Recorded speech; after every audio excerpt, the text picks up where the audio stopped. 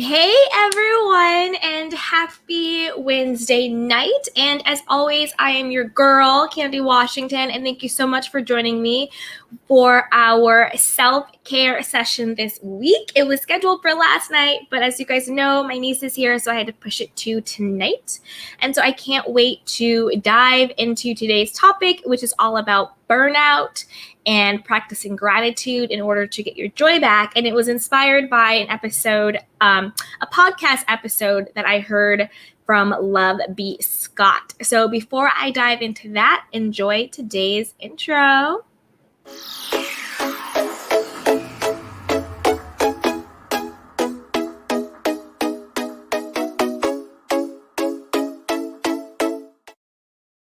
Yeah.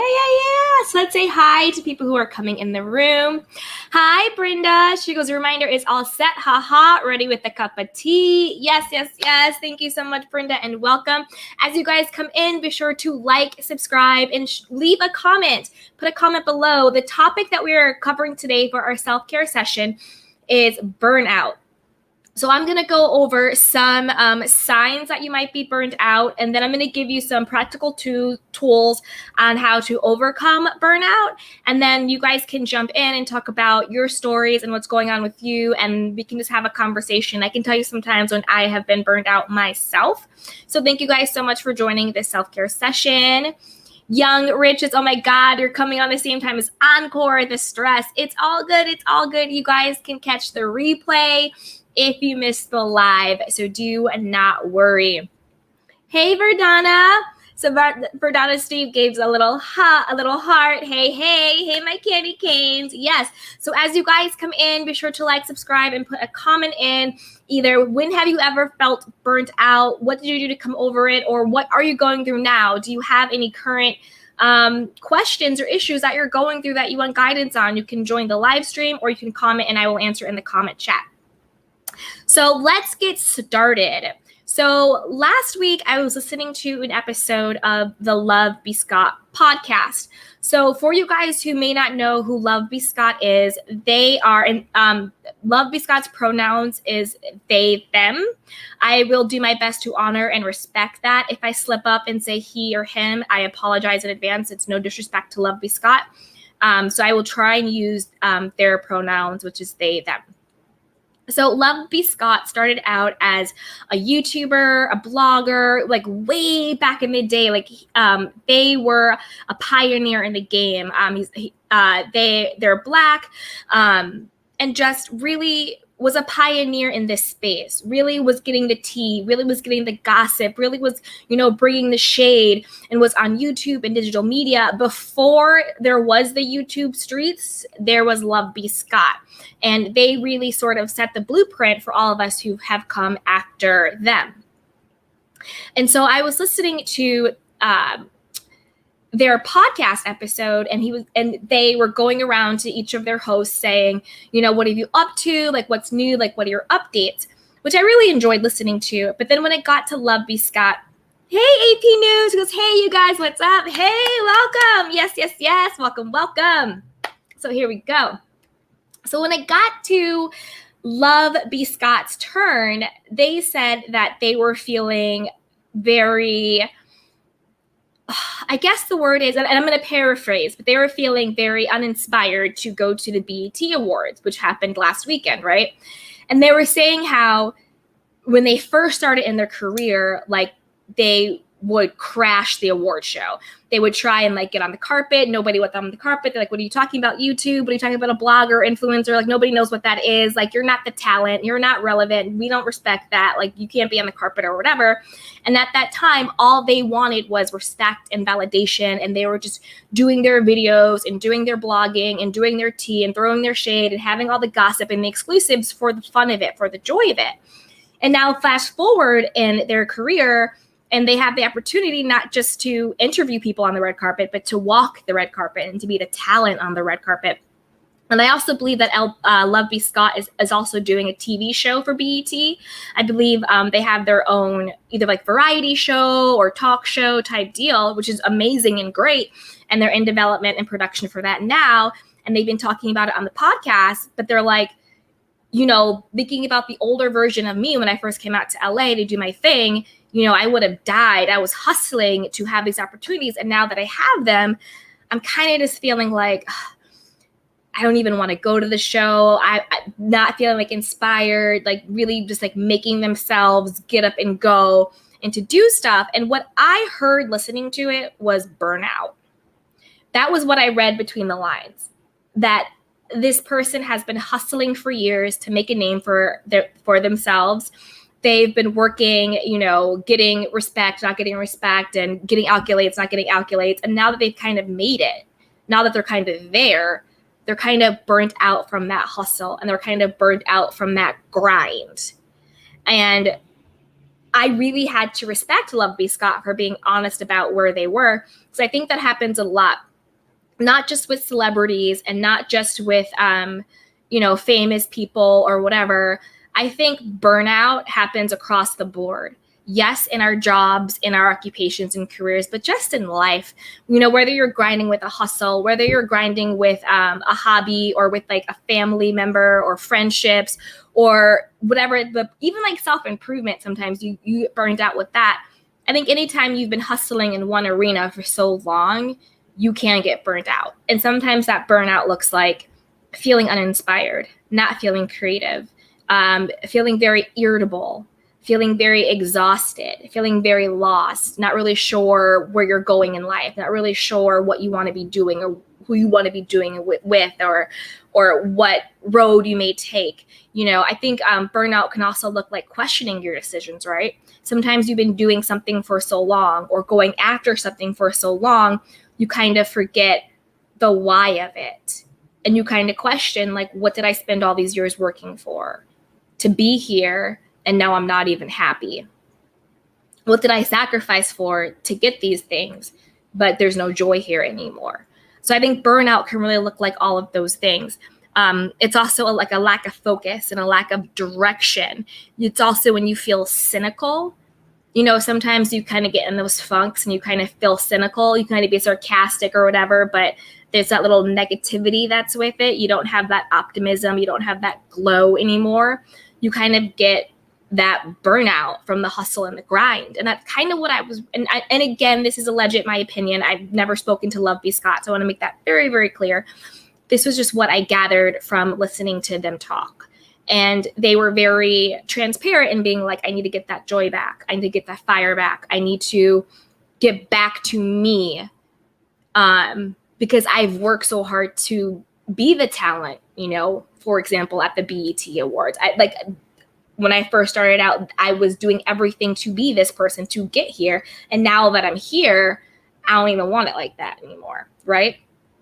So let me see what you guys are saying in the chat box. And let me know, how have you ever felt burnout in any area of your life, whether it was just like your own self-improvement, your own career, with family, friends, just life in general. Like, I know I have felt burnout before. As you guys know, I'm a creative person.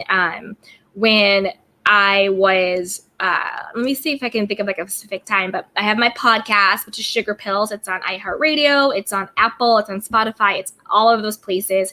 But I got burned out with that. Like, I'm still doing it and it's great, but I had to take a step back and just be like, let me take a season off and redirect and focus on other things that fills me up and really makes me want to be happy in what I'm doing. I do social media influence, and I would be invited to all these events and get these great brand deals. But then once the pandemic hit, I was like, I don't even want to focus on that anymore. Do you know what I mean? It just didn't bring me joy.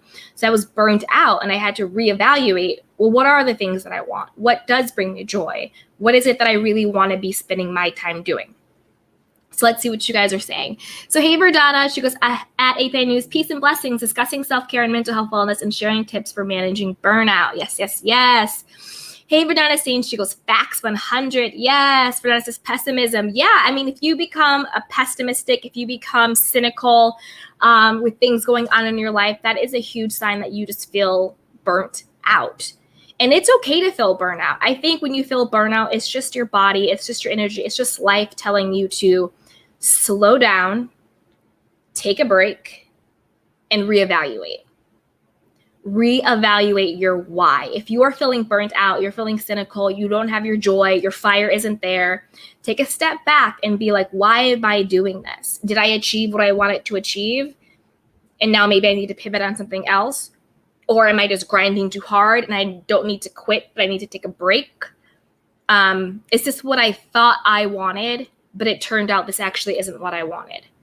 And then have the courage and the strength to say you no longer want that thing. You know, sometimes we get so into, like I was talking to someone who wanted to be, I think it was like a musician or something like that. And he had been grinding so hard. He was in a band and then he went solo and all this stuff. And I could tell that the root of his burnout was that he felt like a failure. He felt like, well, if I say I am tired, if I say I no longer want to do this, then somehow everyone will think that I failed. That, oh, I said I was going to be this big, you know, rock star, rap star, whatever it was, and I didn't make it. I wasn't good enough. And that was really the root of his burnout. Doing the music no longer brought him joy. And it was no longer his passion. It was no longer his purpose. But he couldn't give it up because he was afraid of looking like he had failed. So instead of being honest, he burnt himself to the ground. You know, spending all his money trying to make demos and doing all this stuff when he really could have been doing something else. So I think burnout is just life's way of telling you to take a step back and to reevaluate. And then don't be scared to change course. You are allowed to do something different. You are allowed to say, I don't want to do this anymore. So let me see what you guys are up to. Hey, Pioneer, she goes, now what kind of thing? Yes, yes, yes. Hey, AL goes, yes, when you have to push yourself to even show up, that is a big signal. Exactly. So if you are pushing yourself to show up, if you are pushing yourself to do things and to be places and to continue on this journey that you made for yourself, that's a big sign. It doesn't always mean that what you're doing isn't right for you, but maybe the way in which you're doing it needs to change. Maybe you need to take some things off of your plate. Maybe you need to go on a vacation. Maybe you need to have a different creative outlet. Maybe you need to ask for support. Maybe you need different friends. Maybe you need different management. Maybe you need a therapist. You know, maybe you need all of these things. But when there is something in your gut where you wake up and you're tired, you wake up and you're exhausted, you wake up and you're lethargic, you wake up and you're not inspired, you know, if you have writer's block or creative block, those are big signals that something isn't right, that something isn't in its place. And I think particularly as creative people, if you are, you know, writers or actors or bloggers or YouTubers or whatever it is, really painters, when what your work is so enmeshed in who you are, sometimes it's hard to separate the two. So like if you're an artist and you no longer want to do your art, you think, well, then I failed as a person. So you continue to drive yourself down trying to prove your worth and worthiness, when really it's not that you failed as a person. Maybe you need to change the way you're doing it, or maybe you need to pick something else, and that is okay. You're allowed to change your mind. Hey, Cephas Stubbs. He goes, I wonder if the 2013 controversy is part of the reason for B. Scott's pessimism, skepticism, but it's coming across as burnout. Are you aware of this controversy, Candy?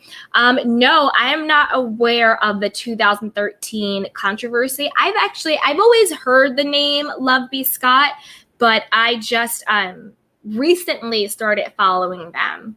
Once I found their podcast and some of their other stuff and started listening to their tea and their exclusives and getting more into reality TV stuff. Yeah. But what I gather, and Cephas Stubbs, if you want to say in the comment box more what that 2013 controversy was, let me know and we can talk about it. But what I heard and what resonated with me when I was listening to them speak was it seemed like it was burnout. It was like, when I was younger, this is what I was grinding for. I would have, snuck onto the carpet. Like that was all I wanted. And now that it's being offered to me, because now I'm at that level to be the talent, to be the one being interviewed, like I have to make myself show up. Like I don't even want to go anymore. So to me, it really sounded more like burnout. It sounded more like I've been grinding so hard and now they finally gave it to me. And now I don't even know what to do with it. Do you know what I mean? So to me, it really sounded more like burnout than anything else. And I will say this, like, I know I personally have definitely experienced burnout where I just feel like my wheels are spinning. And a big part of that, another big thing for me, at least, I don't know how you guys feel, put it in the chat, let me know. But for me, it was guilt. I would feel guilty. I would feel guilty if I wasn't writing something, auditioning for something, producing something, shooting something, pitching something, I would feel guilty if I was just taking time to take care of myself and just relax. I would think like, oh, I work for myself, no days off. And so I would feel guilty if I wasn't always working. And that's a very unhealthy mindset, very unhealthy place to be.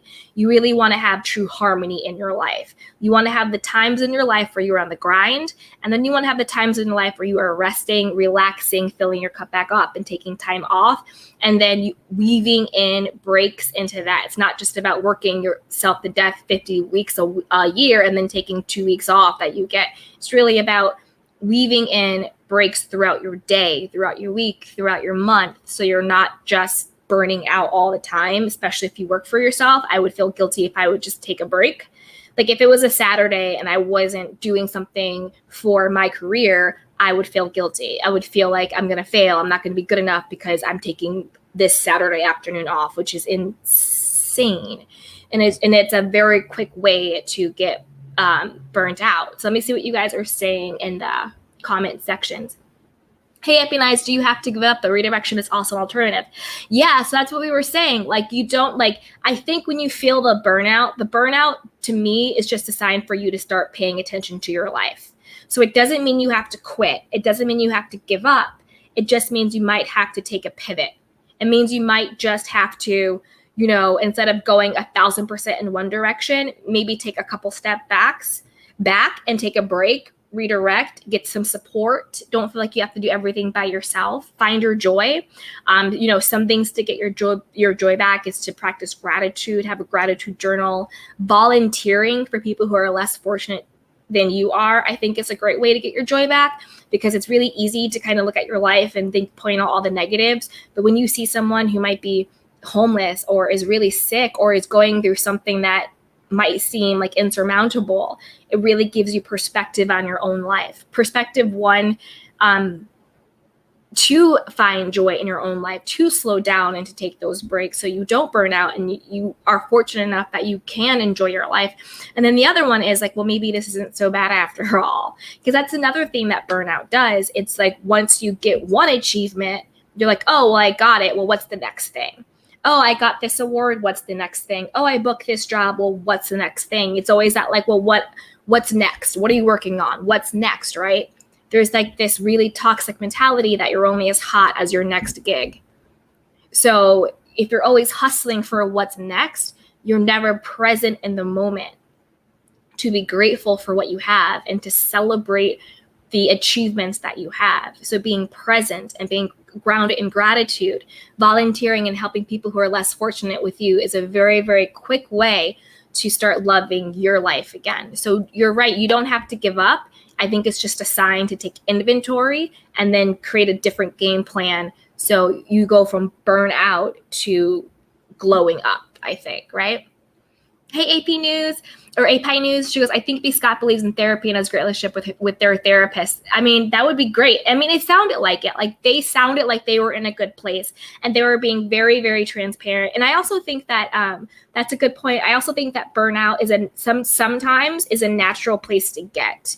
And I think what is healthy versus unhealthy is the way in which you deal with burnout. So sometimes people get burnout and they're not in tune with their bodies, or they're not in tune with what's going on in themselves. So then they continuously burn out until there's a crisis, until something really big happens, until they collapse or they get super stressed or just something falls through the cracks. But I think that all people at some point in your life will experience burnout, but it's how do you manage the burnout when you get it?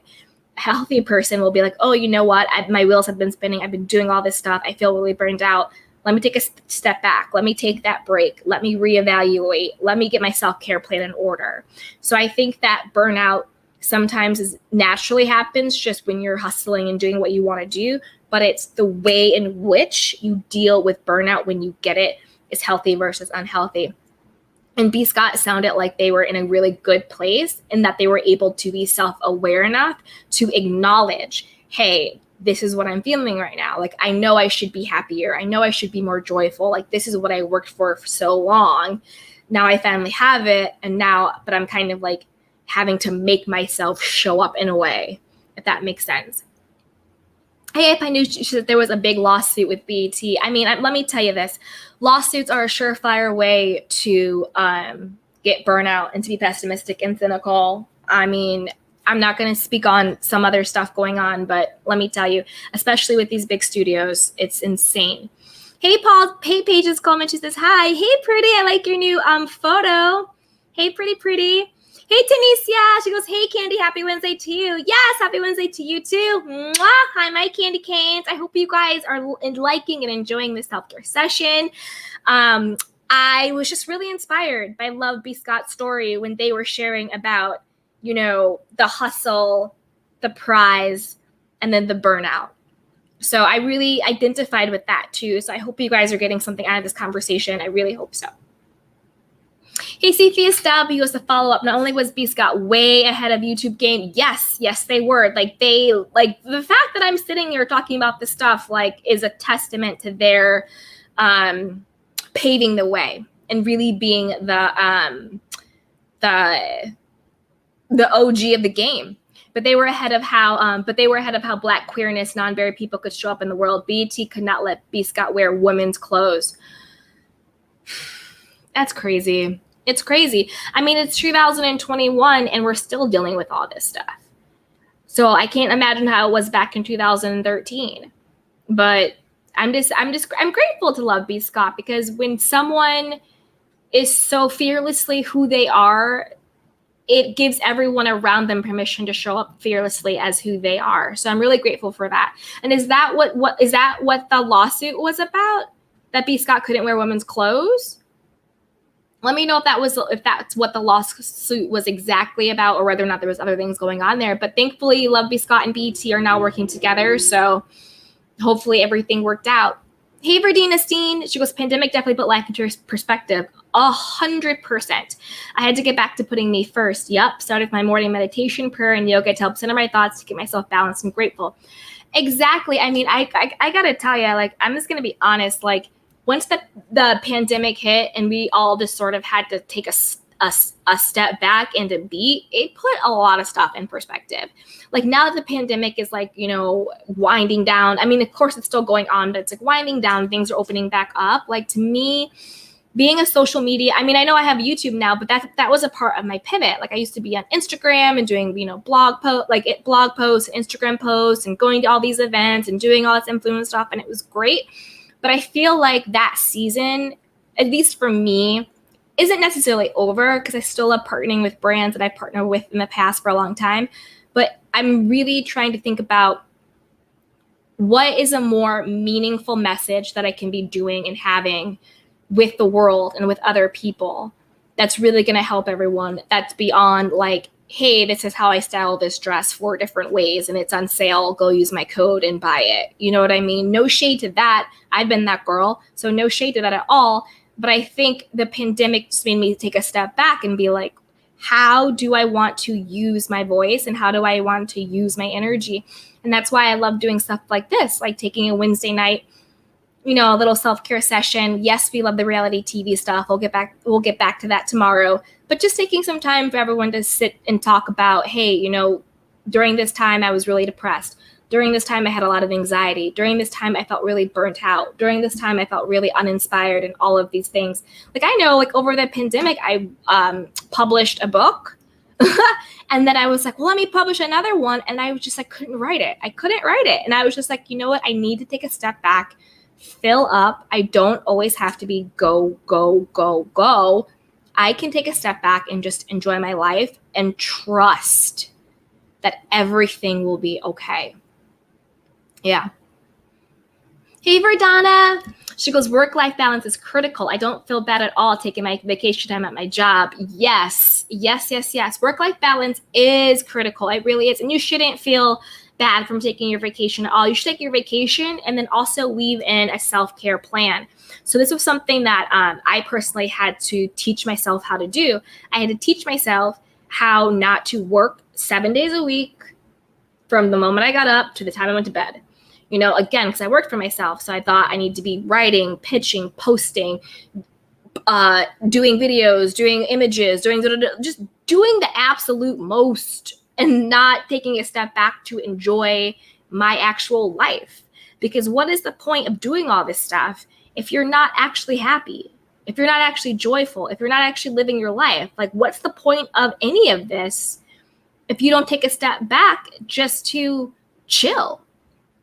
So I had to teach myself, okay, well, if I'm going to do this professionally and this is going to be my job, then I need to get some boundaries. I'll start my day at like 8:30, wake up in the morning, have breakfast or whatever, start my day at like 8:30, work until about 12:30, be mindful to actually take a lunch, step away from the at-home office, step away from what I'm doing, actually take a lunch, go outside, take a walk, eat, whatever, come back, work for a couple more hours, and then just depending on the schedule, but then turning it off, turning off the phone, turning off the laptop, turning off my mind, watching something just to mindlessly watch it, call my family, call my friends, eat something yummy just for myself, do whatever, just to be mindful to turn it off.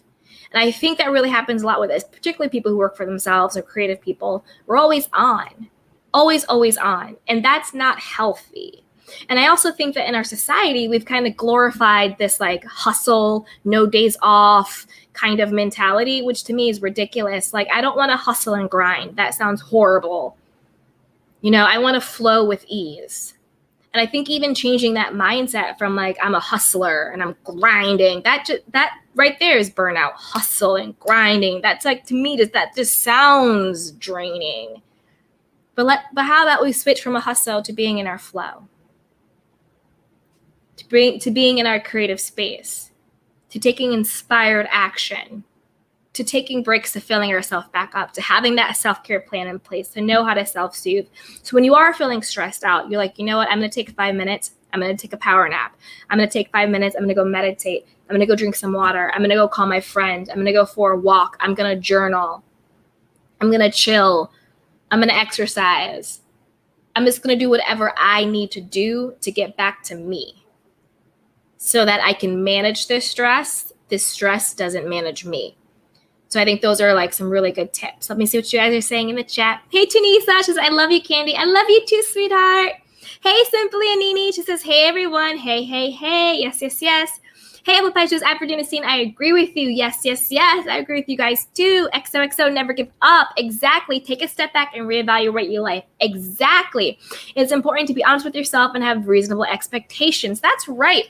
And XO, I agree with you. And API News and Verdana and I were just talking about that. You don't have to quit. You don't have to give up. If you get to the point where you're like, this no longer serves me, yes, it is okay to step away. This is your life.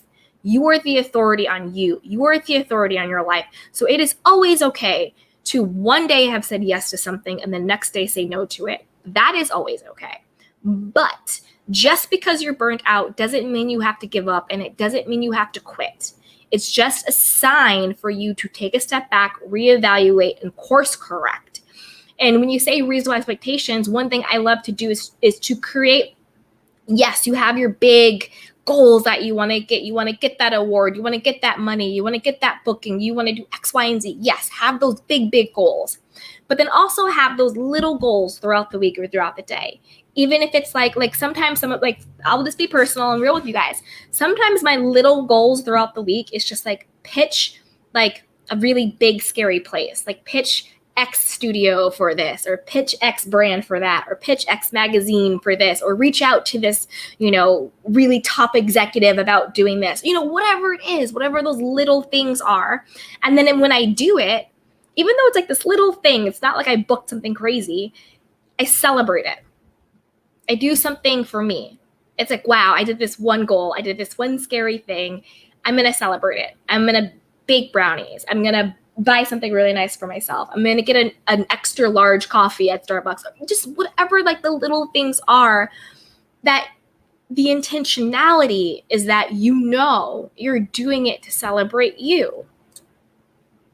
And I think when you do those little things just on an energetic level, it fundamentally changes you, and it changes the quality of your life, and it changes the way you perceive things happening in your life. If every day you just had little goals, and when you checked them off, you did something to celebrate yourself, or you just do little things to celebrate yourself just because, even if you don't do a little goal, just do something every day. It doesn't have to be like, oh, I'm going to celebrate myself and go to a 3-day spa. I'm not saying that. It could be just the littlest things that you know that you love and that they're just for you. Going to the beach on a Tuesday afternoon just for yourself, or whatever it is, splurging on something just for yourself, or whatever it is. Just doing those little things that are just for you, I think goes a really big way, because you're not just saying to yourself that you're worth it, but I think energetically you're showing the world and everybody else that you're worth it and that you're worthy, and that you don't have to perform and do all of these things to be worthy of celebration, to be deserving of joy and happiness, to take a break and to enjoy your life. It's all those little things. So let's see what you guys are saying in the chat box. Hey, Cephas Stubbs. He goes, follow up part 2 after the BET awards. Scott took to his Twitter to address tweets about BET allegedly making him change his wardrobe and remove his heels and lipstick, as News One's reports. Okay, so Cephas Stubbs, was this back in 2013 or is this current? Right? So you're saying that this is what happened, lawsuit back in 2013? Okay. Okay, because I want to make sure this wasn't this past BET Awards.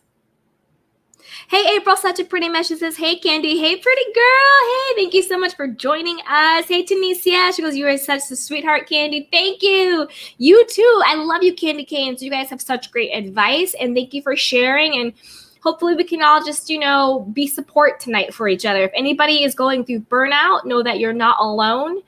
You can always reach out to me or to anybody that you feel comfortable with and just talk it out. I think sometimes even just talking about it can help. So if anybody on here is feeling burnt out, you can reach out to me or reach out to somebody that you trust and love and respect and just talk it out. Hey, Verdonestein at XOXO, great advice.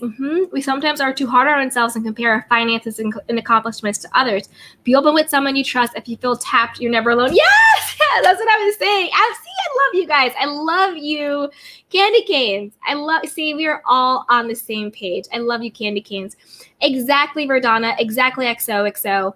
You don't have to be hard on yourself. And that's another really good point. Comparison really is the fastest way to kill your joy. Oh, she got that. Oh, he got that.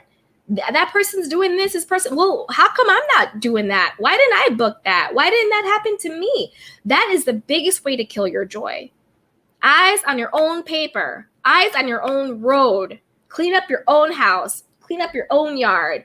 But comparison is the biggest way to kill your joy. But I think volunteering and helping other people is the quickest way to get your joy back. So when you compare, you kill your joy. When you give, you get your joy back. That's what I think. Let me know what you guys think. What are some things that have helped you get your joy back? Hey, April, such a pretty mess. Also important to do this to your body. It will tell you when you have to slow down. Exactly. It's really important to do gut checks with your body, whether it's through like sitting still and doing like a body scan meditation, whether it's through exercise or yoga or Pilates or walking or just moving your body or just sitting still and just really paying attention to yourself. What's happening in your gut? What's happening in your chest? Where do you have any tension? What's happening in your mind? That's such a great example too, April. You definitely have to pay attention to your body because your body will tell you what is going on and how you need to slow down and take better care of yourself. Hey, Aegis Bloom. She goes, good evening. I agree, Candy. Hey, beautiful. Yes, thank you so much. Yes. Hey, AL. He goes, for me, burnout happens when I don't have balance and because I'm a workaholic. He goes, I generally crash by 3 weeks, so balance is key. And I don't sun up to sundown and don't work sun up to sundown 7 days a week. I mean, I tell you, I used to do that. I mean, thank God those days are over and I'm in a much healthier work-life balance. But I don't even, like, I know everyone says balance, but to me, I really like, I like to say work-life harmony. I think it's really more, because nothing will ever be balanced. And I think I got this from Shonda Rhimes. Like, nothing will ever be balanced. You'll never be able to be equally here and equally here and equally here and equally here at all time. It's never going to be this like equilibrium, right? But I think it's being able to prioritize what is truly the most important in that moment, and then be able to have a harmony with it. So like, say like, you know, you are working this job and you have this really big project and you know, like, okay, well, this week I'm going to have to be 1,000% focused at work, sun up, come down 7 days a week. It's in this moment. You have the eyes on the prize. So maybe in that moment, you're really, really working. But then the next week, you know, I'm going to take this break. I'm going to do for me. I have family I think about, or friends. So it works kind of like in this like flow harmony. So like when you have to be up, you know you're up. It's for a certain amount of time. Your eyes are on the prize. But then you're able to flow down again. And then you're able to take care of yourself, flow your cup back up. Then over here, maybe you have to be a really good girlfriend or a wife. Maybe you have to be a really good mom. Then you have to really take care of yourself. I think it's really finding a harmony so that you're so in tune with your mind, you're so in tune with your body, and you're so in tune with what's going on in your life, you know what to prioritize and how to prioritize it. And then weaving in self-care as a priority with it.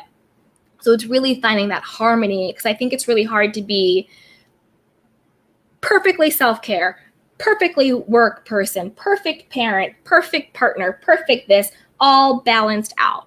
I think it's finding a good harmony and knowing when I'm going to need extra help and when I can do it myself. And I think that's another big thing about burnout.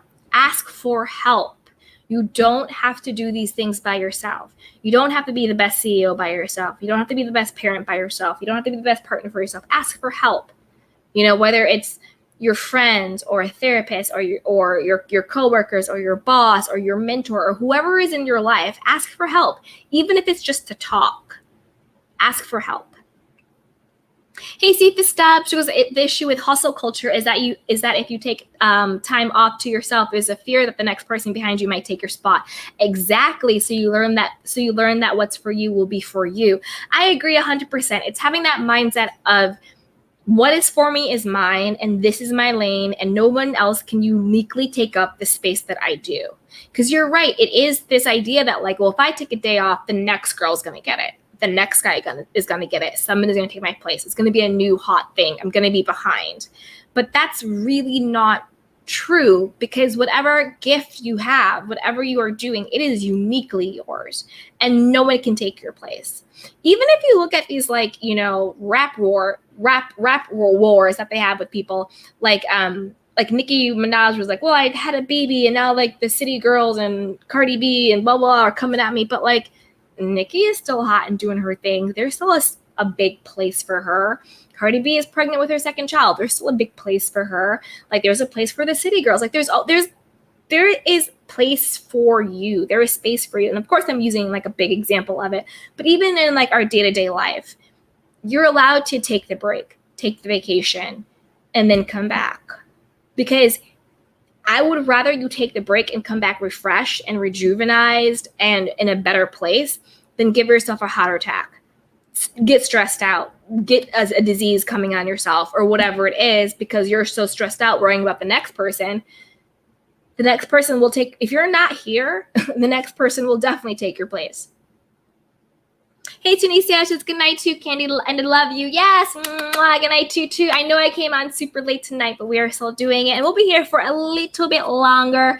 I just wanted to make sure to come on and say hi to you guys and talk about this stuff, and then tomorrow we will be back to the shade and the mess with some Real Housewives. But tonight we're just going to have a little bit of community to talk about anything going on in our lives. Hey, Mercedes, thank you for speaking on this important topic. You are so welcome. Thank you for being with me. Thank you for being here with me and just talking about it, because I think sometimes there's shame. There's shame around saying, I'm not happy I don't have my joy back. I don't have my fire. I don't know what my next right move is. I don't know if this is what I want to be doing anymore. I don't have it all figured out. Sometimes there's shame around that. And so we don't talk about it. But if we were to talk about it, then we would realize we're all feeling the same thing and we're all thinking the same thing. Nobody has it figured out. Nobody is perfect.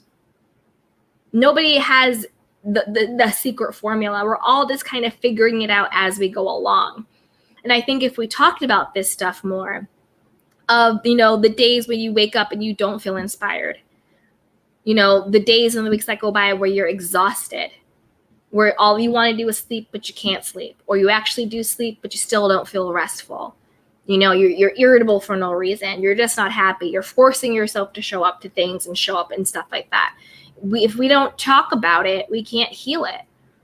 And I think more of us than not either are going through or have gone through very similar things. But there's like this stigma and shame and embarrassment of just sometimes saying, you know what, I'm just freaking tired. I'm burnt out. I'm tired. I'm exhausted. I don't know what I'm doing. I don't know where I'm going. And I just need to chill. Doesn't that sound good? Just to chill? Absolutely. Hey, XOXO, she was thinking for Donna. You're also correct. I am seasoned, so I learned a bit late. Absolutely. Well, we know we're all learning together and we're all learning now. AL says, thank you with the heart. Yes, yes, yes, yes, yes, yes.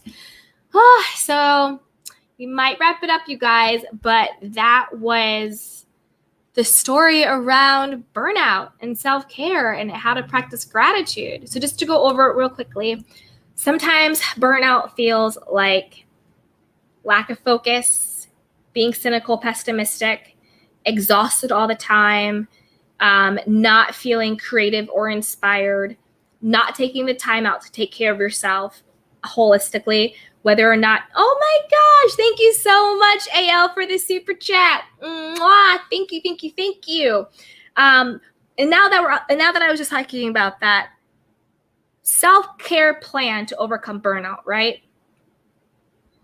Make sure you're taking care of yourself holistically. That means having a healthy diet.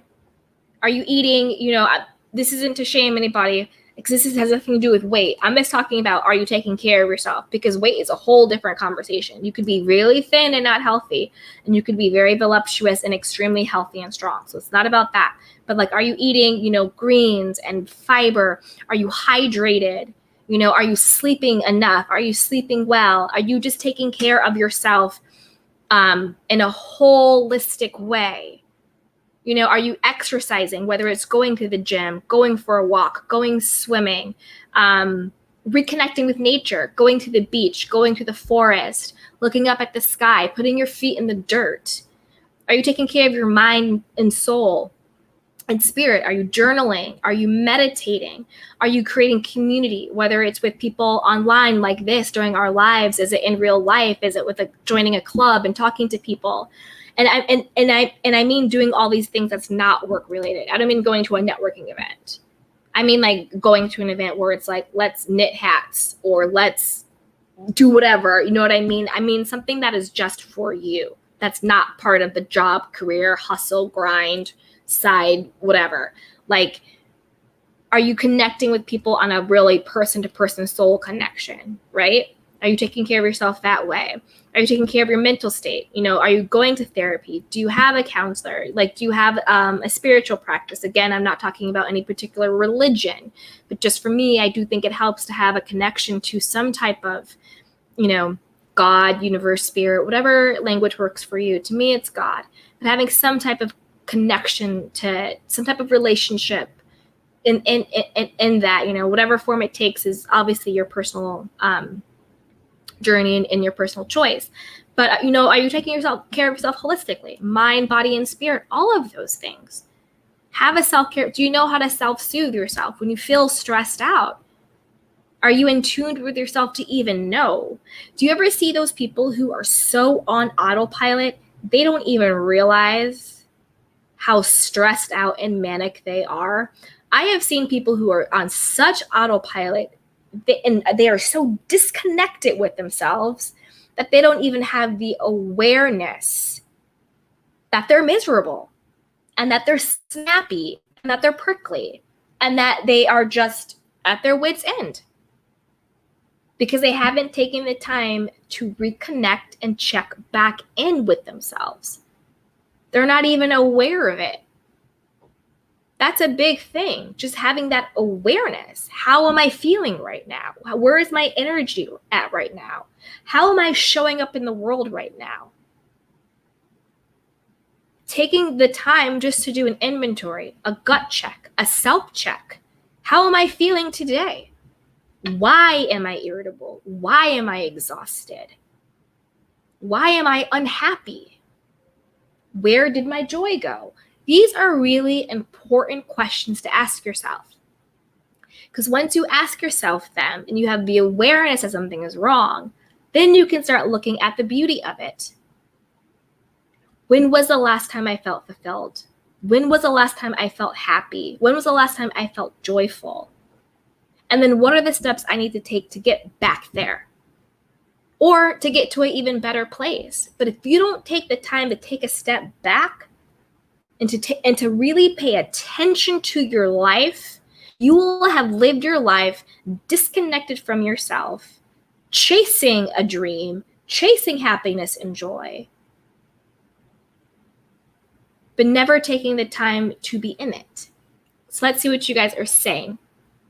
Hey, April, such a pretty much. That was great live. Mwah, thank you, sweetheart. Thank you for being here. Rana Cut Piano says this topic is very important. Thank you so much. I agree. And again, shout out to Love B. Scott. I was really inspired to have this live after listening to their podcast when they were so transparent about what they were going through and where they were. And for my own transparency, I identified with that. I identified with having days where I'm just like, what the hell am I doing? If that makes any sense. Like, what am I doing? What am I doing with my life? What am I doing here? Like, what am I doing? And I think the more we are honest and the more we talk about it, the healthier and stronger we are. Hey, beautiful Lulu. She says, hey, beautiful. Hey, beautiful to you too. Yes, yes, yes. Hey, Mercedes. Oh, thank you so much for the super chat. She goes, keep sending positive messages to your candy canes. Yes, candy canes. Yes. Mwah. Yeah, I am living for these self-care sessions. We're going to do a self-care session once a week. We'll do the tea. We'll do the shade. We'll do the reality stuff. But we will also fill up our cups. And we will do our self-care sessions. Hey, Rana Campiano. He goes, yes, yes, yes, yes. R goes, hey, Candy. Hey, R. Oh, R, thank you so much for the super sticker. Yes, yes, yes, yes.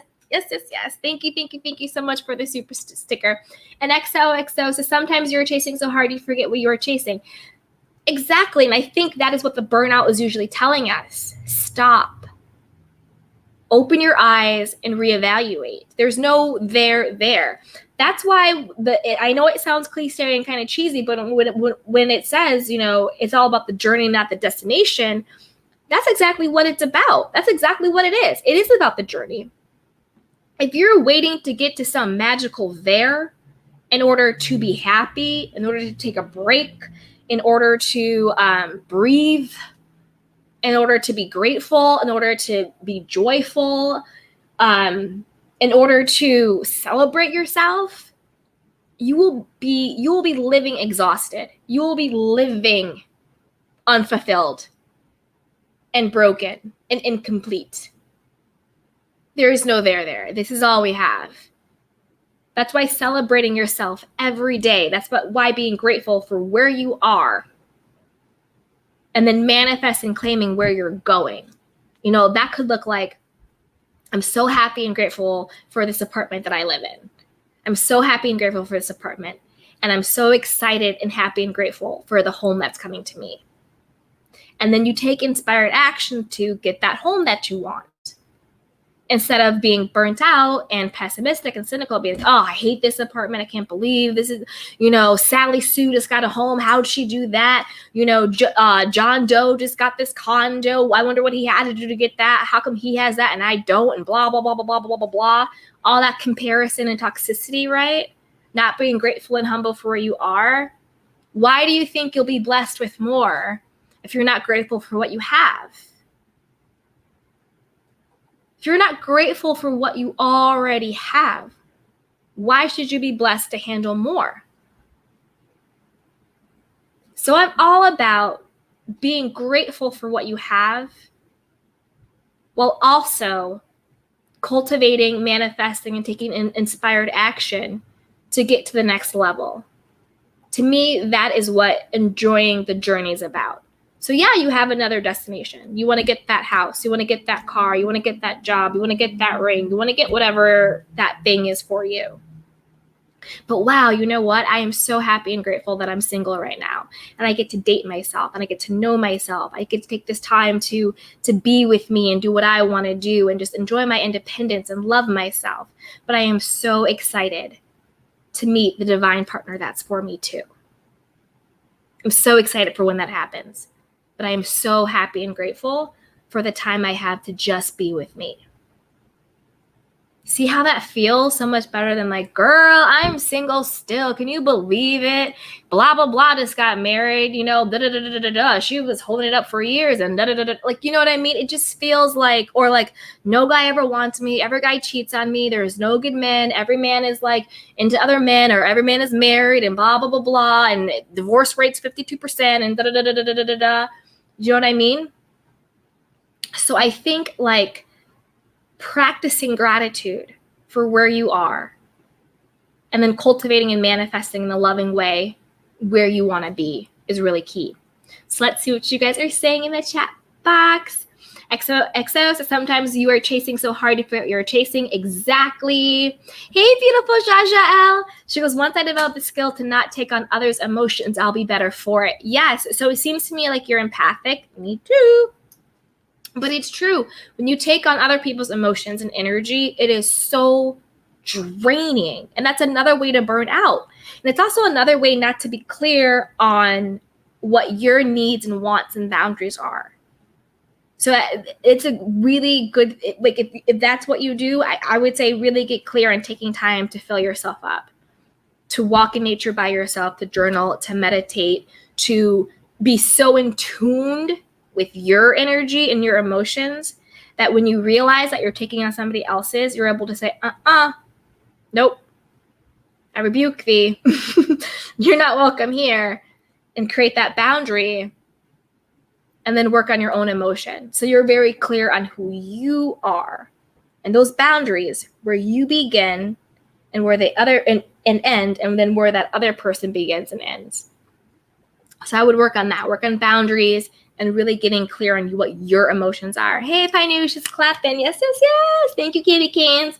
That's right, you Candy Canes. If you're in here, if you're liking this, if you're feeling inspired, please like and share and subscribe the video. It helps me with the algorithm, and I just appreciate your support so much. Hey, Rana Cut Piano. He goes, Jaja, I am on the same journey. Yeah, I think a lot of our Candy Canes are, I think a lot of us are empathic. Definitely. But it's really being clear on your energy, where you begin, where other people end, have boundaries and have standards, and get really good at saying no. Get really, really clear that your well-being, your energy, and protecting your peace is your first and best priority. And I'm telling you, when you start doing this, you're going to piss some people off, but that's okay. They'll get over it. And if they don't, then they weren't for you. But be prepared for that too. Hey, XOXO, sometimes you're chasing so hard. Oh, that's right. We got that one. Thank you, love. Ara said, very true. Grateful for everything. Yes, I'm telling you, once you start being grateful for what you have, it changes your perspective. It changes your energy. And then things start to show up in your life for you to be grateful for.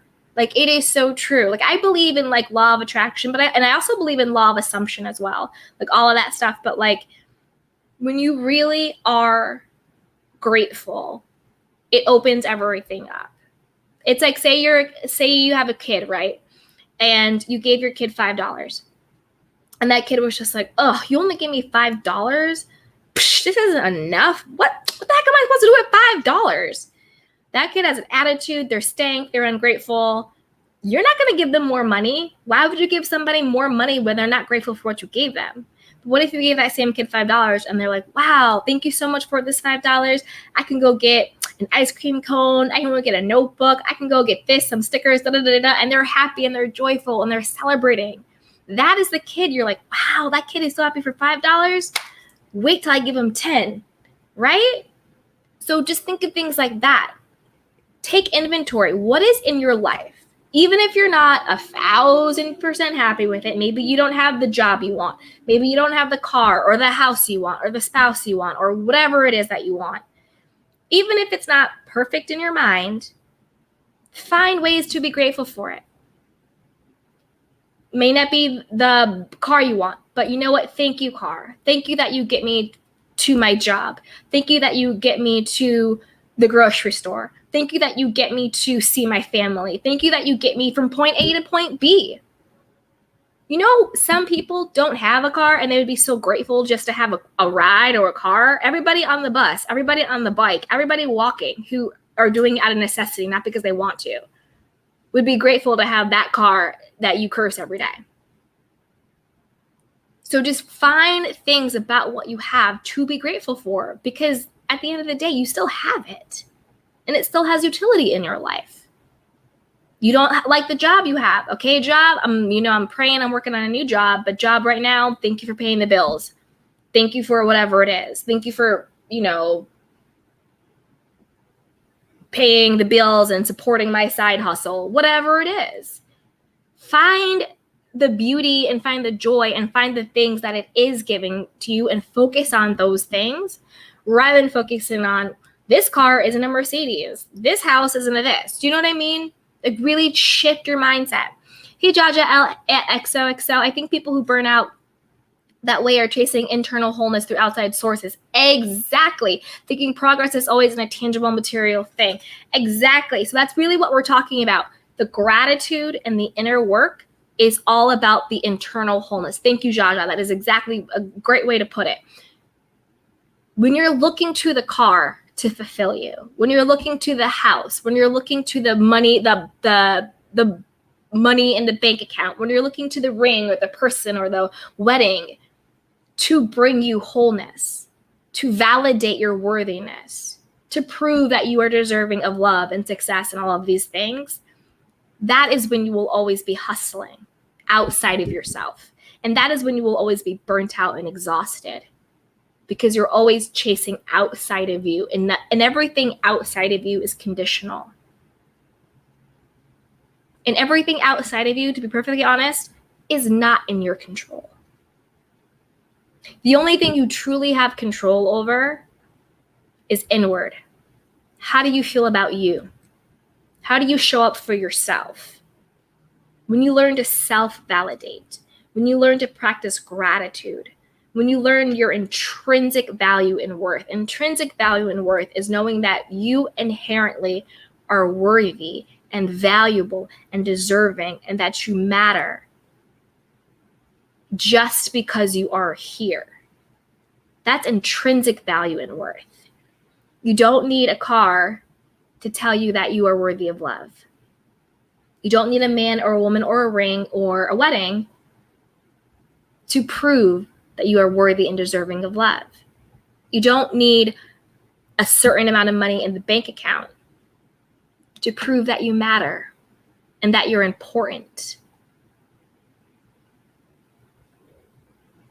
You don't need those things when you have it intrinsically, when you just know who you are. All of those things are nice to have. All of those things, sure, we want to work towards. We still live in this society. We still live in this world. Yes. But when you look to those things to prove your worthiness and your value and your love, you will always be exhausted and burnt out, because none of those things are permanent. None of those things are guaranteed. None of those things are in your control. People change their mind. People get divorced.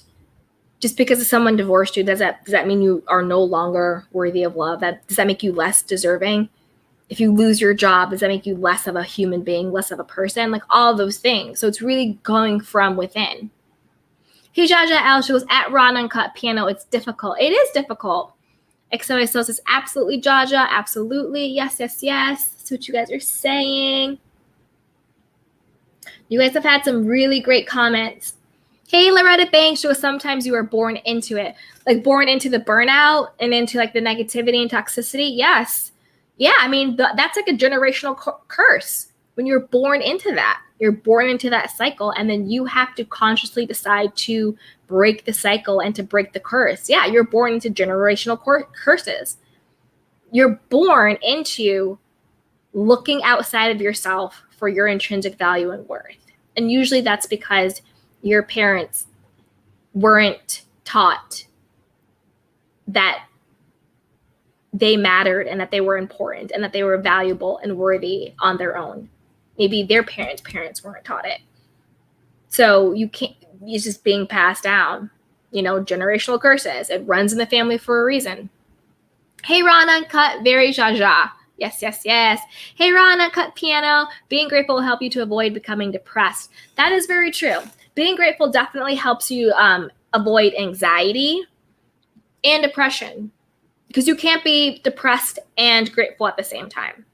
The two can't coexist in the same moment.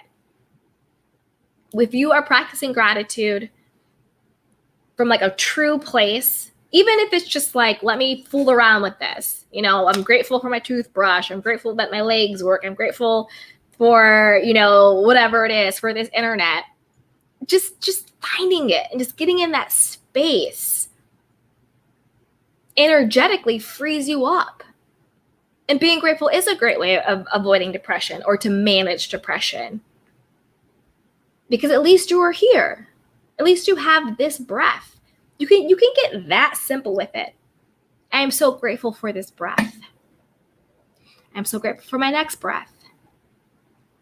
I'm so grateful that I can hear this. I'm so grateful that I can speak to you. I'm so grateful that I can see you. Because there are so many people who didn't wake up this morning. There are people who can't hear, who can't see, who can't speak. Not that we're saying that there's anything wrong with those people, but just to put it in perspective, how much of our lives we take as granted when it's really not. That's how this world is. Anything could happen. Some people in this world aren't going to wake up in the morning. They're not going to have a chance to do it again. They're not going to have a chance to have a cup of coffee, talk to their mother, take a walk down the street, hug a friend. Just like those little tiny things that we take for granted are actually the really things that make this life so joyful. The tiniest things, like those little moments. Hey, Brenda, she goes, word. Yes, yes, yes. Hey, Ages Bloom, single life, it's okay. Yes, exactly. Like there's always this stigma about like, I was just using that as an example. So these are just like examples and stuff. But yeah, like there's always a stigma that like people who are single and like, oh, single this, da, da, da, da. But like, we have to be careful with that because there's a lot of people in relationships who are miserable and not happy. And there are a lot of single people who are completely fulfilled and happy, living life on their own terms and enjoying not having to answer to anyone. So it's all about perspective and it's all about what's really going on. Hey, Pie News. Hey, beautiful. She goes 100. Sometimes things need to fall apart to fall back into place. Exactly. So sometimes things don't work out. Sometimes things come to an end. Sometimes you crash and burn in order to rebuild something even better. And if you hadn't crashed and burned, and if you hadn't, if it hadn't worked out that way, you might have been stuck with something that wasn't really meant for you. And what really was meant for you is being blocked. So you're right, 100%. If I know, it's a cliche, but I completely believe it. I mean, it's a cliche for a reason, but it is true. Sometimes things need to fall apart in order for something else to be reborn in its place, 100%. Hey, beautiful Brenda. He goes, yes, it's okay to piss people off. You come first. Exactly. And I was just saying that's like Jaja and the other people in the chat who were saying like getting clear on like their emotions and taking other people's emotions. Like, girl, you're gonna have to piss some people off sometimes. When you start putting your energy first, when you start putting your happiness and your well-being and who you are and your wants and your needs and your objectives before other people who really took advantage or it really served them when you had no boundaries, when you had no standards, they're going to get pissed off because they're no longer getting their way. But you know what? Let them be pissed. Take care of yourself. Hey, Shasha. Hey, beautiful girl. She goes, beautiful woman. She goes, I am pro gratitude, but I don't know what the universe is trying to develop in me. But I overcome with gratitude at a point of crying sometimes for simple things like a hot shower on my bed. I mean, honestly, Jaja, if that's where you are, to me, that's a beautiful place to be in. I get like that sometimes too. I do just get like overwhelmed. But I think that means that you're in a place of joy. You're really in a place of joy and gratitude. And I think what the universe is trying to develop in you is just continuing on that journey to your authentic self, to who you are, to living in that place, to experiencing this world differently, because it might sound frou-frou, it might sound whatever, but I promise you, when you change your thoughts, you change the way you think, when you change your perspective, you experience this world differently. The way this world shows up for you, the way people show up for you, the way you show up for you, dramatically changes when you are focused on positivity. Not positivity in like a toxic positive way, but when you're focused on joy and happiness and gratitude and finding what is working, rather than being focused on what's not working or what you don't have. You experience this life differently. I don't know if anybody else feels that same way, but like I know in my own personal life, I experience this world very, very differently when I am being mindful and cognizant of being present and being grateful and giving back and paying attention to my life, of having a relationship with my thoughts, of cultivating love with myself. Because truly everything starts with the relationship you have with yourself. Everything.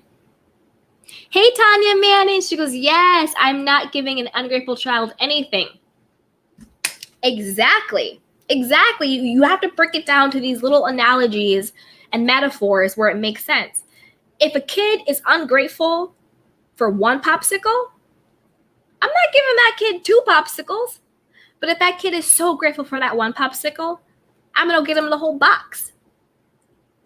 And it works like that in relationships too. If your partner is saying, oh, thank you, babe. Thank you for doing that. Oh, I appreciate you. Thank you.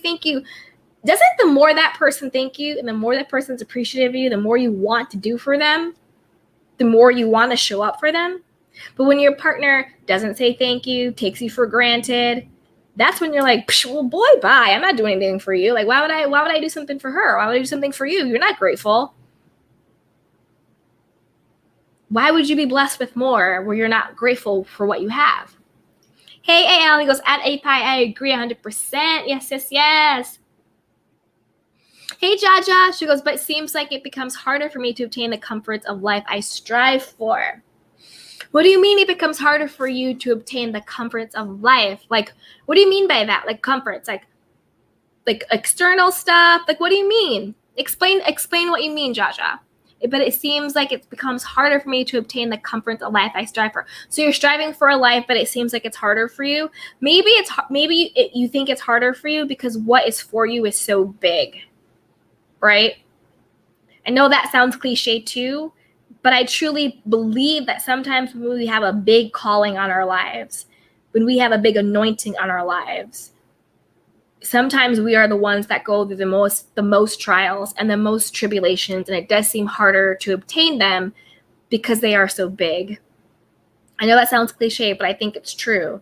If you think of anybody who have done anything that's extraordinary, they always have a very extraordinary story of some type of triumph, of some type of trauma that they had to overcome. And that kind of is what really gives their victory and their success that sweetness about it. You know what I mean? That like bigness about it. Because it's like, and I know we shouldn't think this way, but we do. If we think that somebody got something really easy, it doesn't seem as coveted or as worthy or deserving, right? Even though we shouldn't think that. We should think that I can get everything I want easily and effortlessly. Everything always comes to me. We can have those mantras and affirmations, right? But when you get real with it, but if we heard someone had to struggle or someone overcame something, there was some adversity, there was some conflict, there was some trauma that they had to overcome, and then they still got this big thing, we just relish in that. We love that. So maybe there's some truth to it. Maybe that's why you feel like it's harder for you, because you just have a bigger anointing on you. You have a bigger calling. There's more for you to do in this world. And maybe that's why it's harder to get there. Again, cliches, but whatever, we can do it. Darkest before dawn. Usually when your breakthrough is right there, shit hits the fan. There's the purge. Things start to fall apart. Nothing works out. You're like, I've been doing everything right. I've been striving. I've been doing this. Like, how come now this is falling through, and this, and this, and this, and this. But you have to keep pushing and keep persevering to get to that other side. So if you feel like it's getting harder for you, maybe that's a sign that you're actually closer than you think you are. So Jaja, I would just say, don't give up. Reach out for help and support if you need any, but do not give up. Take a break, slow down, pivot, but don't give up. Everything you've been asking for and looking for is right around the corner. So stay the course and do not give up. Hey, Ron, Uncut Piano. Yes, I agree. Yes, yes, yes. Hey, Elle, at Jaja. Great point, 100%. Yes. Hey, Jaja. She goes like this. Pray your hands. Yes, yes, yes. Hey, Brenda. She goes, preach it, sister. Thank you, love. Yes, yes, yes. That's what you guys are saying. Hey, Ron, Uncut Piano. Yes, that is why it is so important to not place people, places, and things above yourself. Exactly. You can't place anything or anyone above you. Because at the end of the day, yes, we're human beings, but in my perspective, we are also, like, as humans, we are divine beings. And who we are and who we want and our well-being matters. And in our personal world, it is our first and best priority. So don't put other people, places, things, accolades, whatever, ahead of yourself, because that's getting it backwards. You're first. Everything else is just gravy.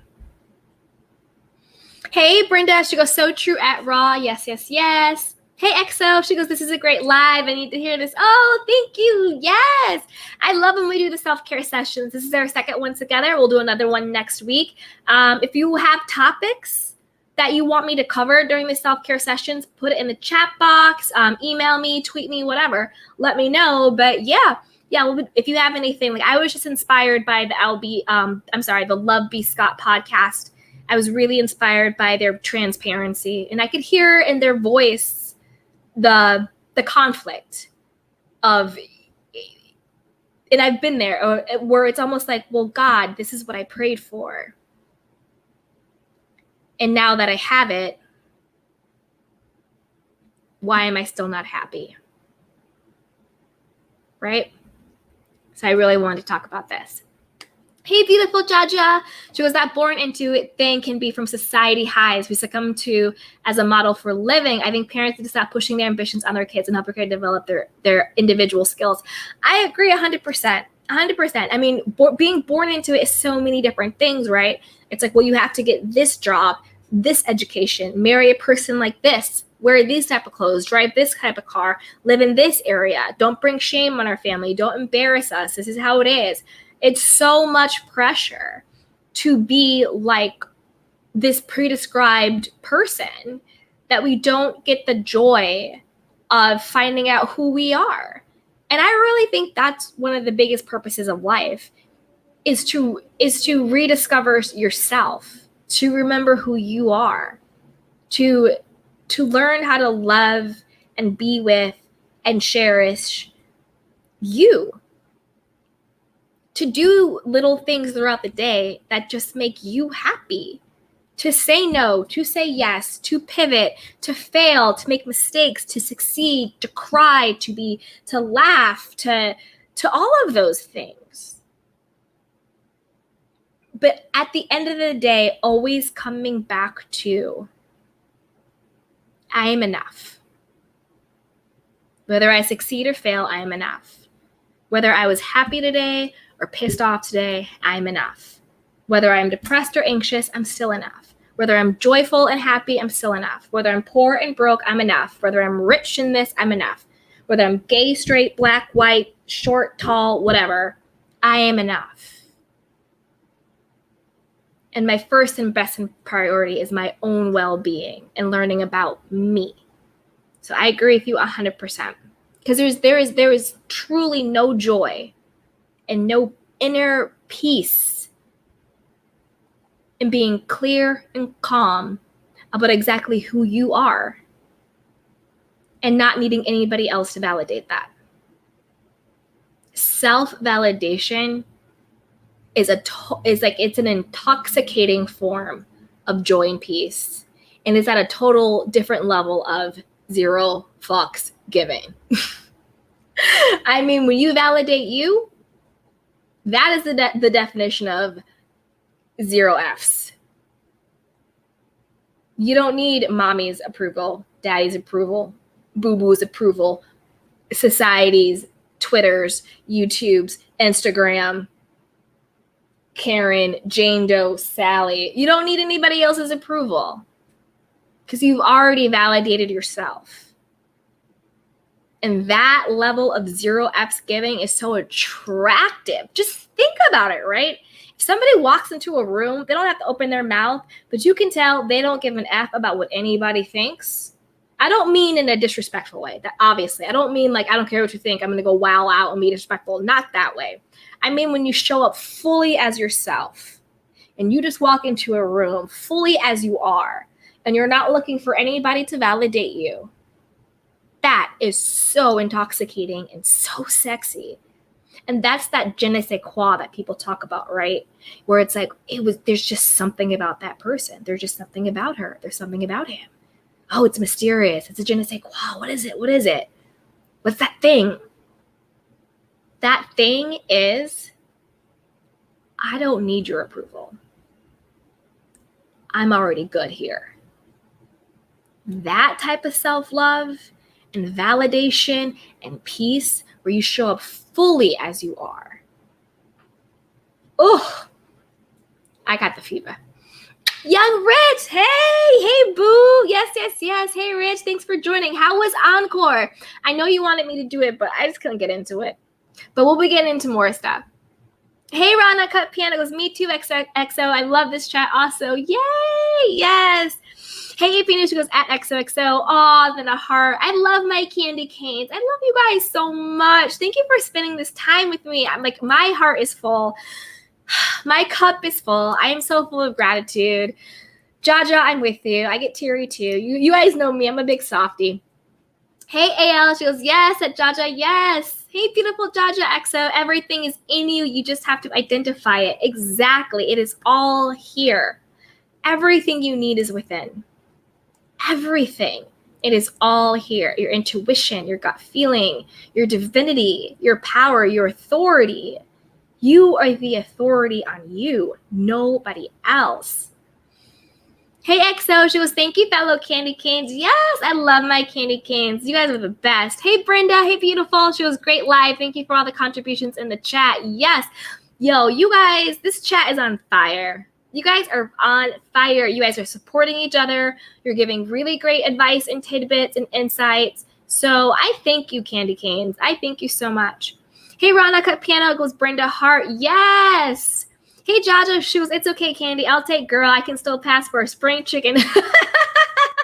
Yes, you can. Yes, you can. I just wanted to be respectful. You know, like, I don't know. Some people, like, I just say, hey, girl. But some people are like, I'm a woman. I'm like, I don't know. So thank you, Jaja. Thank you so much, sweetheart.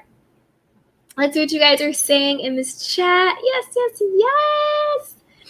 AP News is dying laughing. Yes. Jaja Else goes, I'm in a different place. But I have been taking leaps and bounds to increase financially, but obstacle after obstacle appears. Girl, I hear you. I don't strive for luxury, but a simple comfort of 100% self-sufficiency.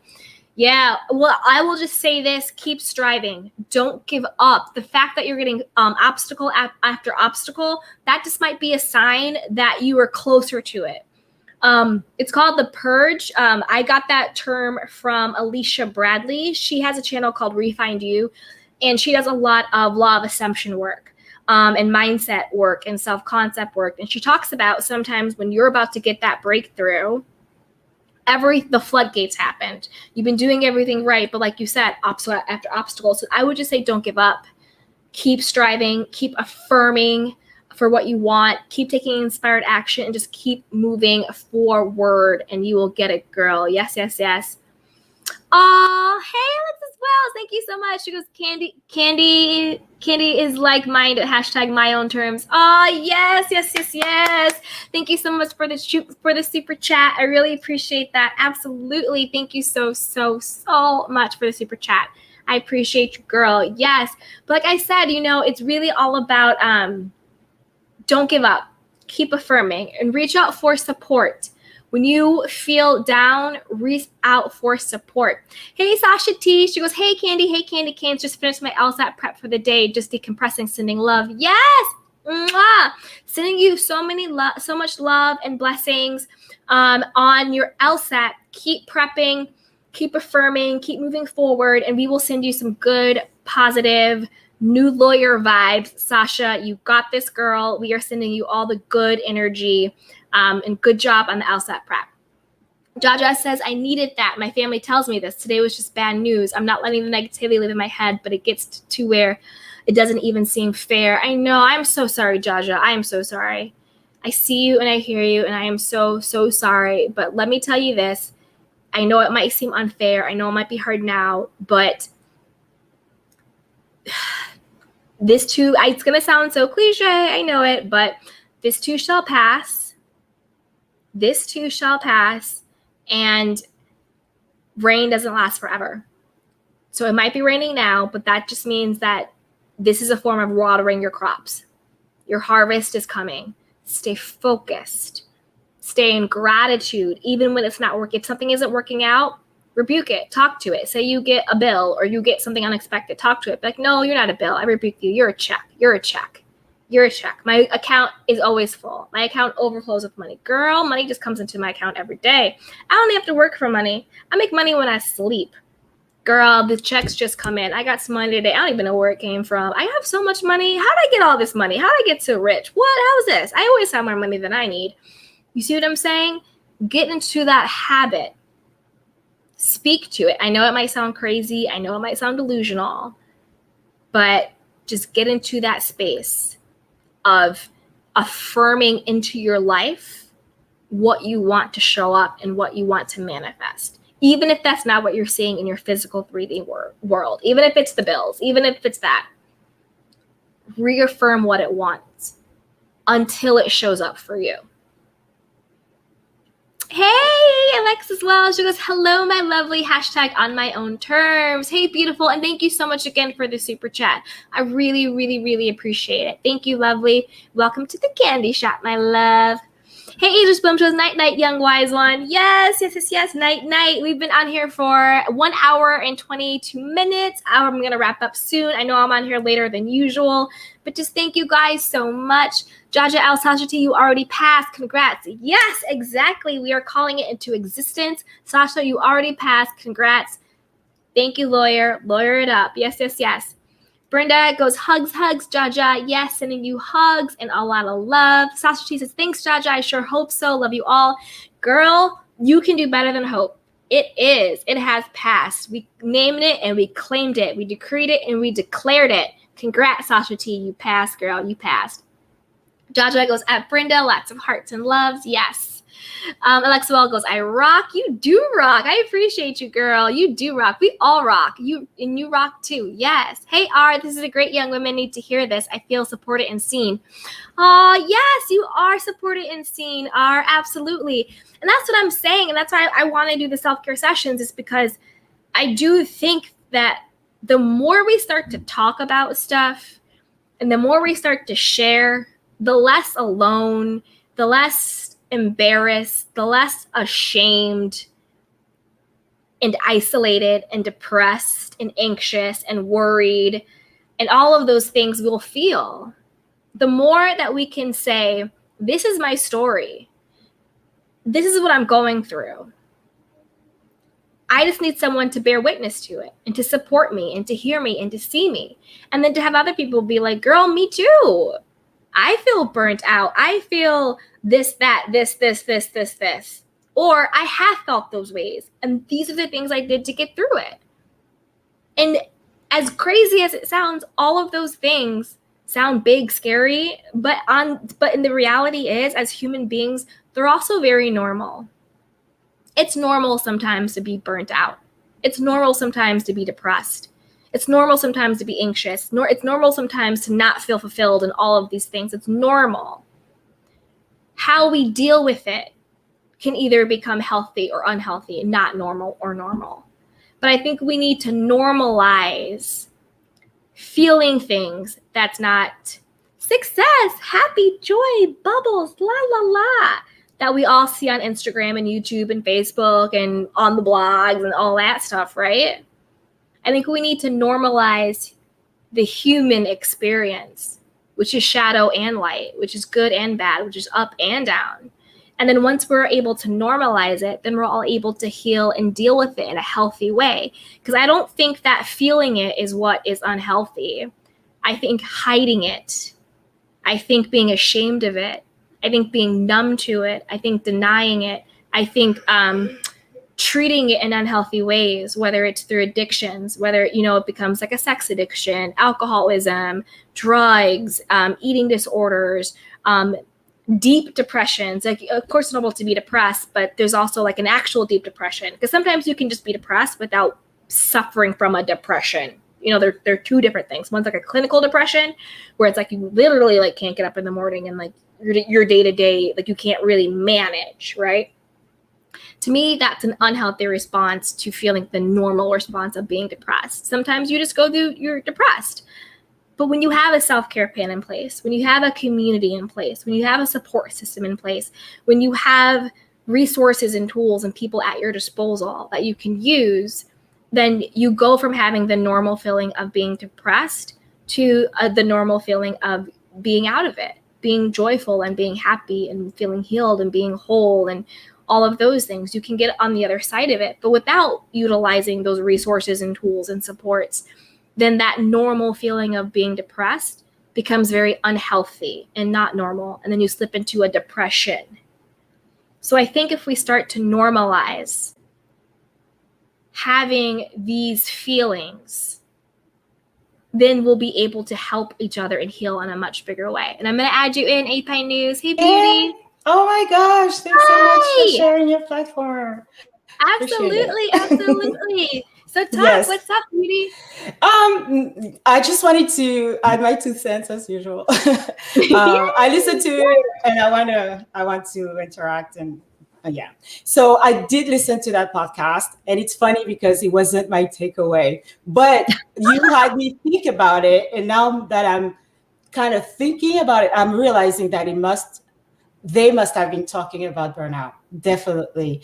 So I was listening to it, and the way I perceived it was, well, I used to want this. Now this is what I want, and I have elevated. That's what I heard. But now that I like your perspective, I like it. I did not. It does make sense because they had wanted this so badly for so many years. And it finally happened, and they're excited about it. They're not so excited about it as they used to be.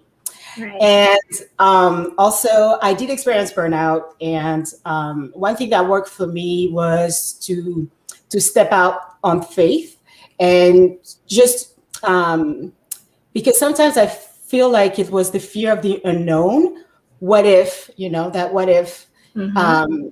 I don't accomplish I have accomplished what I wanted, and now what if it's not what I want? Is it okay for me to just let it go? So stepping out on faith was the answer for me. Just dealing with the unknown and being okay with whatever happened. So yeah, that's all I wanted to add. No, that's great. That's great. And thank you so much for sharing with us. And I agree with you 100%. Stepping out on faith is such a big thing. Stepping out on that faith and fearing the unknown. And I think that also causes a lot of burnout is feeling the need to control. I need to know exactly what's going to happen, who's going to do it, how it's going to happen, and what the end result will be. But I agree with you. It's that stepping out on faith that gives us that joy and gives us that happiness back and fills us back up. And again, also to get to the place that you work so hard for, and then to be like, well, now that I'm here, what's really here? And I think, and I agree with when you first heard the podcast, I think if you're just listening to it from that tea perspective, that exclusive perspective, it sounded like, hey girl, I got this BET show and like I don't even know if I want to go to the awards, I'm not even joyful, but I remember blah. But what I heard was I'm reflecting, and that young version of me was so hungry for this. Was so hungry for it. All they wanted was to be seen on the carpet, to be validated, to be respected in this space. And I've been hustling and hustling and hustling. And now that I have achieved that validation, now that I've achieved that, now that I am the talent in this space, I don't have that fire. Because it's almost, and it's also like, well, now what am I hustling for? Now what? Yeah. Now what? Yeah. And I identified with that because I've had my own burnout in my own life where I've been hustling and hustling and hustling for something. Then I get it. And then I'm just like, oh, I thought when I got here, everything was going to change. If I could just book this, if I could just get this, if I could just do this, once I get to this, everything's going to change. It's going to be so different. They're going to know who I am. Blah, blah, blah, blah, blah, blah, blah. And then it was just like, blah, blah, blah.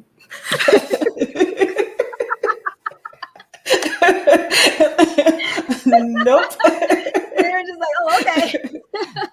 Yeah. Yeah. And I think someone once told me that even as a billionaire, you still have those self-doubts, you still have those issues, these obstacles, they're even bigger.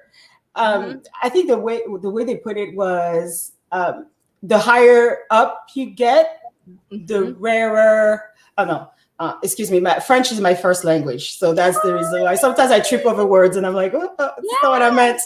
But the air up there is even more rare, so the higher you get, it's thinner. It is thinner. And yes. The thinner the air. That's what I meant. You got it.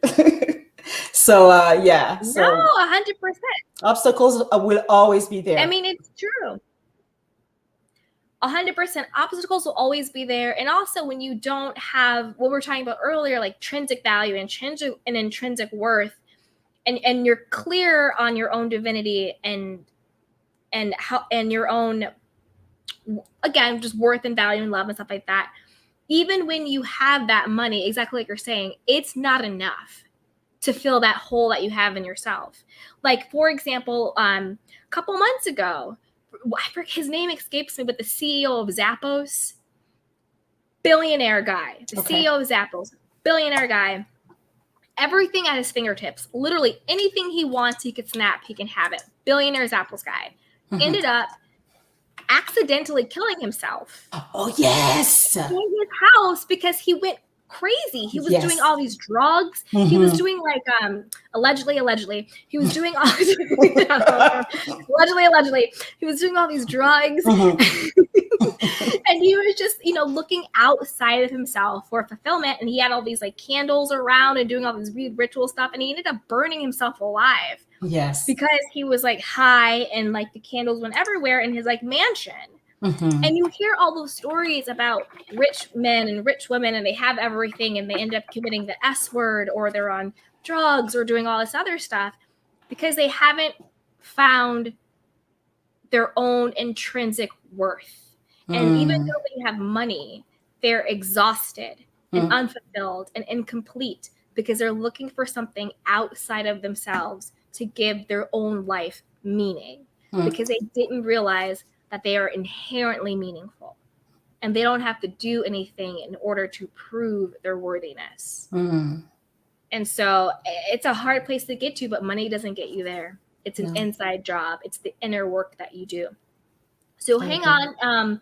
If you want to, you can still hang on. I'm going to take chat calls, but hang Okay. out if you want. Okay. It's I was up to gonna you. leave, but it's up to you. It's your place. No, you're my guest. It is up to you, sweetheart. Yes, I'm so see what people are saying out here. So Sasha says, thanks, Jaja. I sure hope so. That's right. We went over that guy. Hey, beautiful Brenda. She goes, you are enough and no one should tell you otherwise. Thank you. Exactly. And don't listen to anybody. Be very, very discerning with who you listen to.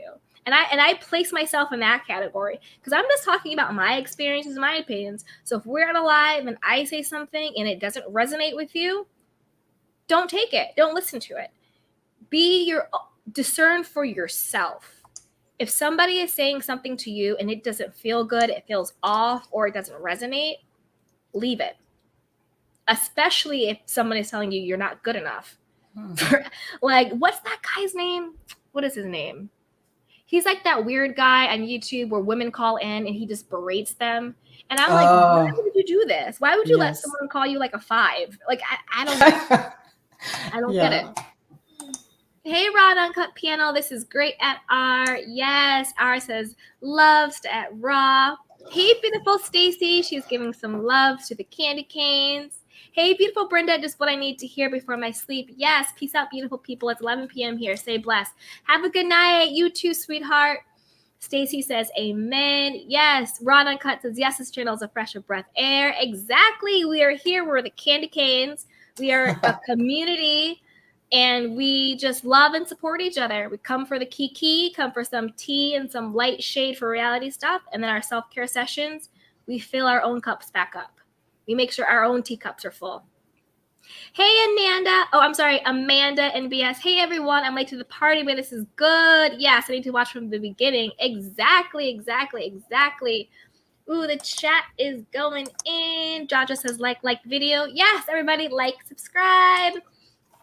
Hey, Domino. Hey, beautiful girl. She goes, hey, beautiful Candy. I feel like even if you in a relationship, you should try to lose yourself, because in the beginning you only had which is important. Right. Exactly. So even if you are in a relationship, don't lose yourself. Don't lose who you are. Because I believe it was DVS who said this, but she said the most important relationship you have in your life is the relationship you have with yourself. Because no matter what, you will always be with yourself. And that is so true. If you are in a relationship with somebody else, you are still yourself. It's like wherever you go, there you are. If somebody leaves you, you're still you. You leave them, you're still you. So no matter what situation you find yourself in, dating yourself, cultivating a healthy, loving relationship with yourself is paramount and is so, so important. Because that is the most important relationship that you have. And that is the relationship from which every other relationship in your life is born from. The way your partner treats you, I probably guarantee it, is a reflection of the way you treat yourself. Definitely. The way your kids treat you, the way your coworkers, the way even strangers treat you. Try it. If you don't believe me, have an experiment one day. Create an affirmation in your mind. Everyone loves me and always wants to help me. I'm everyone's favorite every single day. Just say that and repeat in your mind and see how people show up in your life differently. Try it. Just make an experiment out of it. But how you feel about you, what you are affirming for yourself, truly is the magnet and the mirror of how other people treat you and show up for you. So just try it. Hey, Ron Uncut. I know that's right. Yes, it is. Hey, April, such a pretty miss. Joy comes in the morning. Yes. Weeping may endure for a night, but joy comes in the morning. That is so true. So anybody out there who's either listens on the replay or if you're listening right now, and if you are going through something, find someone that you trust, not just any old boo-boo the fool. Someone that you trust. No, because some people are not safe to share your secrets with. Sure. There are some people who are not safe to be vulnerable with. So use your discernment and find someone that you trust and talk to them. Tell them what you're going through. Seek support. You don't have to be strong. You don't have to be superwoman. You don't have to carry every burden by yourself. And if you make the mistake and you trust the wrong person and they make you feel bad or whatever, forgive yourself for trusting the wrong person and don't trust them ever again. and move on. But joy comes in the morning. And for anybody watching, do not give up. Whatever it is you're going through, you will be able to get through it. Just don't give up. R says, love to Jaja, you got this. Exactly. Hey, Amanda NBS, she goes, hit the like button. That's right, you guys. Hit that like, follow, subscribe, all the fun things. Hey, XOXO, sending hugs your way at Jaja, you are not alone. Exactly, Jaja, we love you. You are not alone. Everyone listening, you're not alone. Reach out. If you need help, if you need support, reach out. There is no shame in that. As human beings, we are people who seek relationship and we are people who seek community. Being isolated as humans being is not healthy. Sure, you can be introverted. Sure, you take the time to fill your tank up. Yes, I don't mean that. I mean actual isolation, where you feel like you are by yourself on an island. There's no one who can understand you. No one can help you. You can't tell anybody what's going on. That is unhealthy and not natural. Seek support. We're all here. The Candy Canes loves you. Yes, hit that button, girl. Yes. Hey, Young Rich. She goes, girl, let me tell you about this friend group. I'm torn and it's becoming divided and people's men's are getting involved. Not people's men's are getting involved. Not that. And putting their hands on them. Okay, no.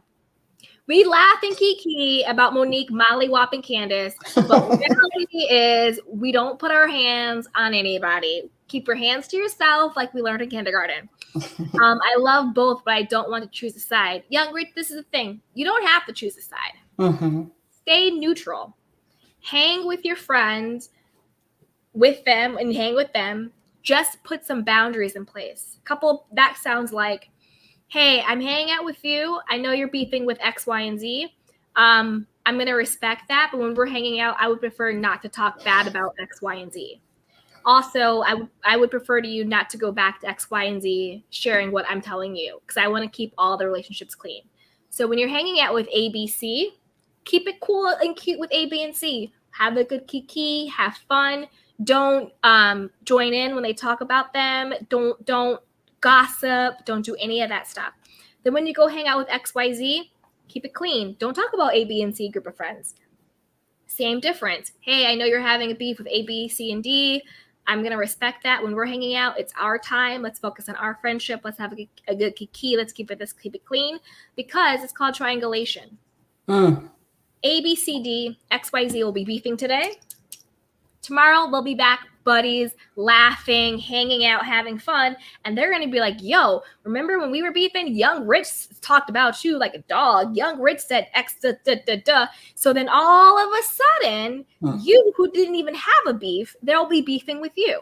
I agree. Notice how that happens with people with their relationships. Your girlfriend will come to you talking about her dog like a man. You chime in, try and defend her. And then the next day, her and the man are back together, back in the honeymoon phase. And now you're the friend who's nosy, meddling, need to mind your business. You jealous of my relationship, blah, blah, blah, blah, blah, blah, blah, blah, blah, blah, right? Stay out of it. It's called the drama triangle. Keep your relationships clean. When you hang out with A, B, and C, keep it that. Don't talk about it. Don't chime in because the moment they are back chummy, you're going to be the next target. Yeah, but I do understand Young Rich, though. It's a tough position to be in. It is really hard. But if one thing Karen Hager taught us is to be, try to be impartial, try to tell everybody, and create some boundaries. Okay, shout out to Karen. Yes, Grand Dame. I love the Grand Dame. I love her. Love her, yes. Rana Cut says, yes. Ara says, hey, Pi. Hey. My name is Appy, by the way. Oh, it's Appy. It's Appy. It's a play on words with like happy news and Appy news. Oh, thank you. So it's Appy without the H. It's Appy. Appy. Thank you for correcting me. I like a pie. It's super cute. And I was like, hey, I think at first I said A Pie News. I think I was saying A Pie News. I know. Most people say that. No worries. Thank you for correcting me. No worries. Young Rich says, hey, Appy. Hey, I love your commentaries. Yes. I always look for what you're saying in the chat. I'm like, where's Young Rich? No, they're there at the encore. What are you doing? You got to be here. I know. Exactly. Hey, Ron Uncut, he's sending us some love. Yes, yes, yes. Brenda's clapping. We're getting some love. Yes. Oh, hey, Marcella. Hey, Because you have Marcella! that fire. Love Oh you. my Yes, love you too, God, Marcella. Hey, sweetheart. Hey, hey. Yes, yes. Hey, Miles. He goes, what do you think about the Bill Cosby being free situation? What does this say to young girls that a known abuser is free, but an innocent woman like Britney Spears is locked up and trapped of her freedom? Okay. I'm going to take it in two bits because I think Bill Cosby and Britney Spears are apples to oranges. They're two different things. And I don't want to equate what's happening to Britney with what Bill Cosby did. When I saw all of the news alerts about Bill Cosby, I decided to delete them right away because I was just like, this is overwhelming and it's too much. It is a direct slap in the face, not just to his alleged, I don't even know if I need to say alleged, but I will just in case because I don't want to get in trouble, alleged victims, but to all victims. And this is exactly why people don't come forward, because we feel that we will not be believed and we feel that nothing will happen.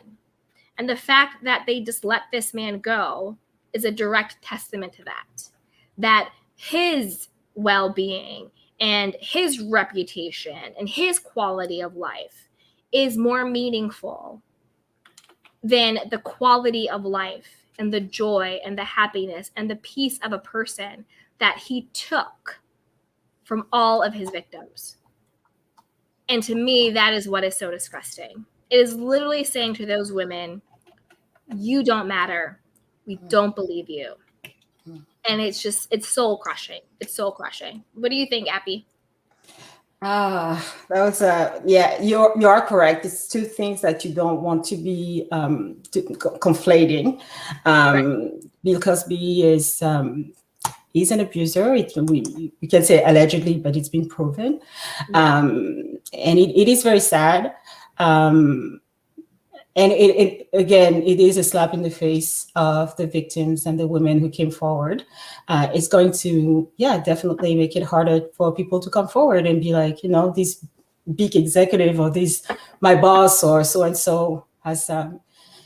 It was a little bit disheartening to read, and that's the right thing to do. I stay away from that type of news whenever I can.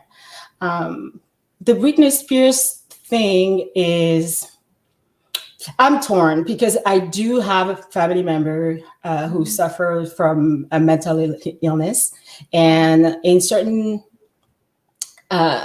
cases, you have to take steps in order to protect them. We don't know exactly the diagnosis of Britney Spears and what she's exactly going through. These details have not been shared with the public, which is, I totally understand why. And at the same time, I do understand the position that the fans are taking, and they want, their fave to be freed and for her to be able to live just like us. Mm-hmm. But as a person, again, who has a family member who suffers from mental illness, some of those steps sometimes are there and are in place in order to protect them. Yeah. So I do see both sides. Definitely. And Jaja L, hey, beautiful girl. She goes, Candy, can you come on tomorrow and talk about Britney and the conservatorship? Yes, yeah. So I'll save my commentary for tomorrow. Okay. And we will talk about Britney either tomorrow or Friday. But I'll put it on the list to talk about. So yes. And thank you, Appy. No problem. I agree with you. Verdana says, Marcella. Yes, sweet Marcella. Marcella. I love her. Kevin Samuels. That's his name. Yes. Kevin Samuels. Dude, man. Oh my gosh. I can't. Mm-mm. Like, I don't like to badmouth other YouTubers, but I don't even consider him that. It's a different category. Down with Kevin Samuels. Like, it's disgusting and gross. And literally, women, please do not listen to someone who degrades you. Don't do it. Just don't. It boggles my mind just think about, is this person telling me something that is going to lead me to loving myself more and to being happier and having more confidence? Or is what this person telling me eroding my sense of self? Think about it. Hey, And Amanda. I'm so sorry. One thing also, what are we judging? Like, sometimes you see a person, it's a snapshot onto their lives. It's not the full picture. What are you grading? We're not in, what are we in, like high school? What are we doing? Exactly. And also, like, who the F are you, Kevin Samuels? Like, your seal of approval is supposed to mean anything in my life? Absolutely not. Like, have several seats because you're looking like a -2 yourself, homie. You know what I'm saying? Like, consider the source. Consider the source. Like, Kevin, like, until you get you together, you can't tell me a damn thing about me. You know what I'm saying? You can't tell me a damn thing about me looking like that. So, miss me, Kevin. Miss me. No. And if you want to come for me, Kevin, feeling froggy, jump. Let's do it. Okay. All right. Amanda in BS, because that's why so many marriages end in divorce. Yeah, it's the thrill of the chase. Yeah, exactly. The journey to the wedding day often serves as a distraction from dealing with addressing real issues. That is so true. It's like that saying, it's like when you're focused on the wedding, but you miss the marriage. You know what I'm saying? Like, it shouldn't be about the ring and the wedding and like, I got a man. It shouldn't be about that. It should really be about the marriage, which is building a life with another person. And I think that's a big reason why marriages end in divorce, because they're focused on checking boxes. Got the ring, got the marriage, now have to do this big party, got the wedding, but they miss what an actual marriage is. The joining of two people for life, allegedly, is supposed to be. They forget about compatibility. They forget about chemistry. They forget about being equally yoked. They forget about value systems. They forget about communication styles. Is this a person that you can get into an argument with? And it's not about whether you argue, but how do you argue? How do you repair it? Am I attracted to this person out of my healing, or am I attracted to the wound of this person? And so it's just like, you have to be prepared for that. I know when I used to date, I was definitely attracting out of my wound sometimes. Now I attract out of healing, which is great. But I have that awareness and that discernment to know the difference. Because a lot of times, if you haven't worked on yourself and you haven't healed yourself, what you think of as love is just an unhealed wound. So you fall for what is familiar and what feels comfortable. Like, say if you grow up in a household where you are always, competing for your parents' love and attention, then if you find a man that makes you compete for him, you think that's love. But that's not actually love. Ooh, gems. I'm catching them. Pow, pow, pow. You know what I mean? No, that's a good point. You have to get to that stuff. So if you marry someone that you fell in love with their wound, your entire marriage will be a fight. Because you're coming from the wounded place. Hey, Amanda, shows red flags should never be ignored. They really shouldn't. Red flags should not be ignored. You know what? I think I want to do a video on green flags, because we talk a lot about red ones, but what are the signs that this person is good? Never heard of green flags. Right? Like, what are the signs that, like, this is a good relationship to work on? Like, this is someone to continue. Like, does he have great communication styles? Does he do this, this, and this? Like, we could do green flags. Hey, Ron, Uncut Piano, let's do it, right? Yes, I have seen that happens plenty of times. Exactly. P says, Appy is an ex-teacup, I think. I am. Listen, P, we are all ex-teacups. That's how we met. That's how we all met. Listen, P, we're all on that ex-teacup train. We went from teacups to candy canes. We're in the candy shop now. Now we're in the candy shop. Exactly. I am. I'm not ashamed to say it. I love the tea. But I am, I'm a candy shopper. Me too. Yay! Welcome to it. P says, Bill Cosby is out after R-ing women, and Alice Mack gets 3 years for coercing women to be sex slaves and a cult leader. It's disgusting. Absolutely disgusting. Wow. Yeah, that whole Alex Max and like that Nivium or Nixium, whatever it was called. It was basically like sex trafficking women and slaves and all that. It's just so disgusting. And she gets 3 years. And how much of that is she actually going to serve? It's again saying to the victims, what happened to you is irrelevant. What happened to you didn't matter. It's not like it doesn't matter that like this horrible thing happened. It's insane. P says the prosecutor from a 2005 case said he would not try him again. The court stated it is unfair to keep bringing a person to court, which was one of the arguments. That's true. You know what's unfair? Mm-hmm. Drugging and Ring about 20, 30, 40 women. You kept bringing women into your home and your hotel and your stuff and doing things to them. That is what is unfair. You keep you doing that for decades. That was unfair. You being inconvenienced by a trial because you are and drugged women, to me, isn't unfair. That to me is called justice. You should be repeated in going to trial, because if you did it, even if you only did it to one woman, one woman is more than enough. That in and of itself is a crime. But you did it to how many women? So you being inconvenienced going to court, you should go to court for every person you violated. That's what I feel. Okay. But that's not P's opinion. That's what the court stated. Oh, yes, that's what I'm saying. Yeah. Okay. Yeah, no, because P was saying that's what the persecutor said. Oh, yes. No, I'm not talking to P. No, please. P knows. Yeah, no, I'm talking about what the prosecutor, what the court was saying. Yeah. Not P. P, I love you. Okay. Young Rich. I tried, but when she called that girl's house a duplex, I couldn't hide my facial expression because she does have a small house and her dad is paying half of her house, and that's why she said that. Oh, listen, Young, I'm telling you, try and stay as neutral as you can, because she's calling some girl's duplex today. What is she saying about your house tomorrow? Because if people turn on their friends on Mad Day, then how are they going to treat you when they're mad at you? People are who they are.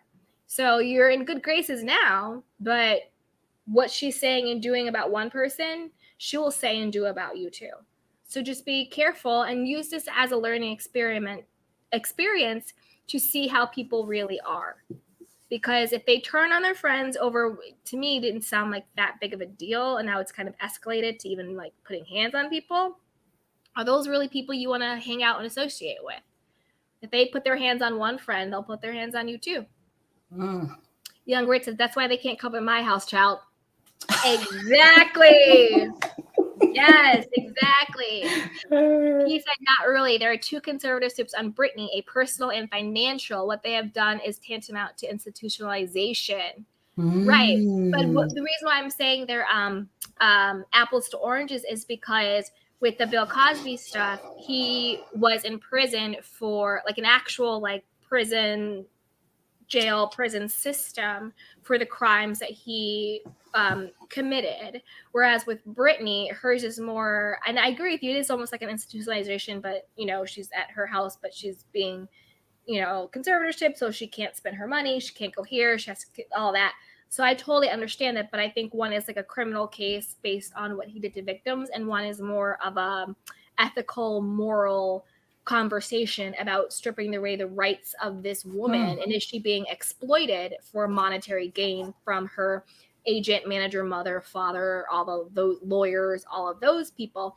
So yes, Bill Cosby was in an actual prison, and Britney's like basically institutionalized, but they're kind of 2 separate conversations in that way. That's what I meant by that.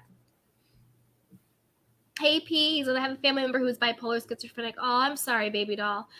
We couldn't keep her institutionalized. I know. I mean, that's the thing. It's like some people should be, some people shouldn't be, some people need help but can't get it.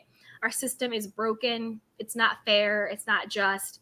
And I'm just really sorry your family member is going through that, and I hope they get some type of help. I just really hope so. Let's see what you guys are saying. Hey, Jaja, who's that Kevin Samuel guy, just capitalizes off the attention deficit people have, right? So you need attention that much that you'd have someone disparage and speak negativity into you willingly. Jaja, I agree. Like, I don't understand how people, I'm flabbergasted because I literally do not understand it. You couldn't pay me to have someone do that. It's just too I've much. never watched this guy. Is he coaching as he's doing this? What is going on? I've only ever seen snippets. Okay. To be very fair, I've seen snippets and commentary, but from what I've seen, he's very much like, oh, well, you're a woman, you're a single mom. You can't expect a man to take care of you and your kids. What do you like? You can't expect that. Blah blah. Just like crazy. And I guess coaching, but I don't know who's listening to him. Okay. Young Rick says Kevin Samuels reminds me of Martel Holt. Yeah. But at least with Martel, I can at least tolerate him a little bit. Kevin Samuels missed me. Mercedes goes, Candy and Happy. She goes, Candy Happy Samuels at -2. That's what I'm saying. I'm like, you're trying to tell anybody how to look and how to be? Like, excuse me, son? I can't. Young Rich says, this is really funny, LOL. Hey, come. True.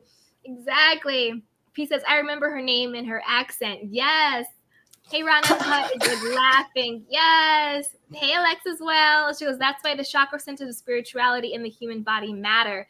Yes, they do matter. All your chakra, on all your energy, like your heart space, your womb space, like all of that. You just really have to be in tune with yourself and make sure you're not blocked anywhere and that you are really clear and clean on your energy that you show up with and that you have, and then you protect it. You know, if somebody is coming into your space and you feel off, leave. You leave or tell them to leave. There is nothing wrong with protecting your own space. And if somebody has a problem with that, it is their problem. We can't shrink anymore. We can't be small anymore. We can't be uncomfortable anymore. We can't devalue our intuition anymore. We have to speak up. And if somebody gets pissed off, too bad. Let them be pissed off. Protect yourself. Because that voice is there for a reason. It's to protect you. Hey, Amanda. She goes, hit the like button. Yes, guys. Hit the like and subscribe. Let's have some fun. Hey, Young Rich. And did y'all see OG Aunt Viv get Felicia all the way together, child? Look, I saw the headlines. Again, I was deleting it because I was just like, I don't want this energy. It's just really negative. I didn't have the capacity for it today. My beautiful niece is still here. So I was like, I just want to be very present and not have any negativity around. But I did see the stuff where it's like Felicia Rashad then had to like retract what she said. And then she released a news statement. But I'm like, girl, we see you. We see you. And to me, that's even a bigger betrayal. When women betray other women. Why? For Bill Cosby, Felicia? Like, really? You're going to go out and support him? What about all of the women he violated? What about them? Why not standing up with them? I know he was your co-star. Maybe he's your friend. But, like, when you wake up every day, you're a woman. And just because he didn't do it to you doesn't mean he didn't do it to other people. And maybe he did do it to you and you're not even saying it. Because a lot of people get abused and they still identify with their abuser. So who knows? Again, alleged, I don't know, just came to me. Opinion. Don't come for me, Bill Cosby. Don't come for me. Hey, beautiful P. He goes, and we'll never believe that Camille didn't know. She has plausible deniability. She knew. Again, allegedly, but like in my gut, I think she knew. Because this is the thing. I think if she hadn't known, her reaction would have been different. I think it would be really, really hard for a woman who wasn't complicit for this to come out about their husband, proven, alleged, or otherwise, and be that cool, calm, and collected. And she really had this attitude of like, whatever. I think what Camille cared about was the lifestyle. And she didn't care how she got it. Like an Erica Girardi.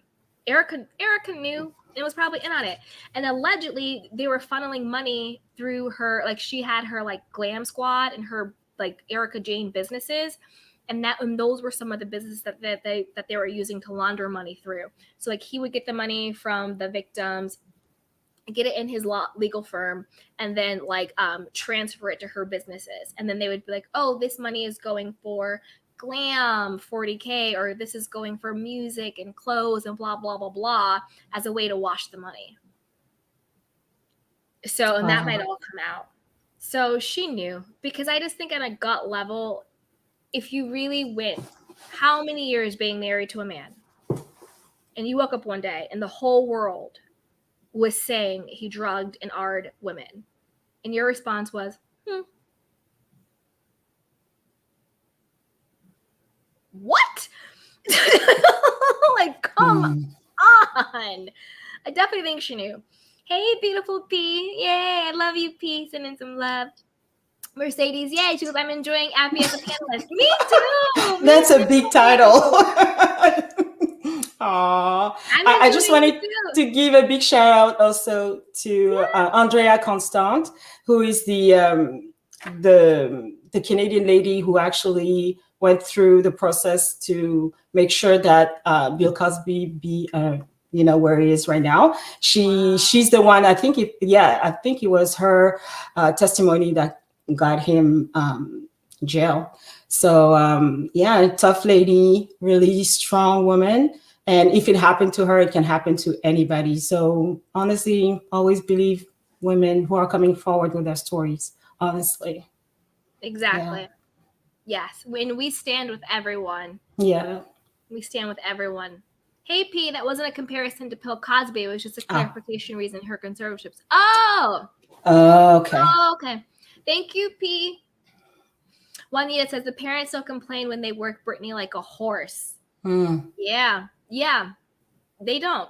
That's the thing, and we'll get into it. I'll do an official live about it, but I agree. But I think just like overall, how I feel is that yes, there may be a tick with Britney, like maybe something was a tick, but it could have been situational. She just had 2 children back to back. Maybe there was like some postpartum. She had the stress of always having to perform since she was basically born. She was a child star with like no breaks, always working, overperforming, being stressed out.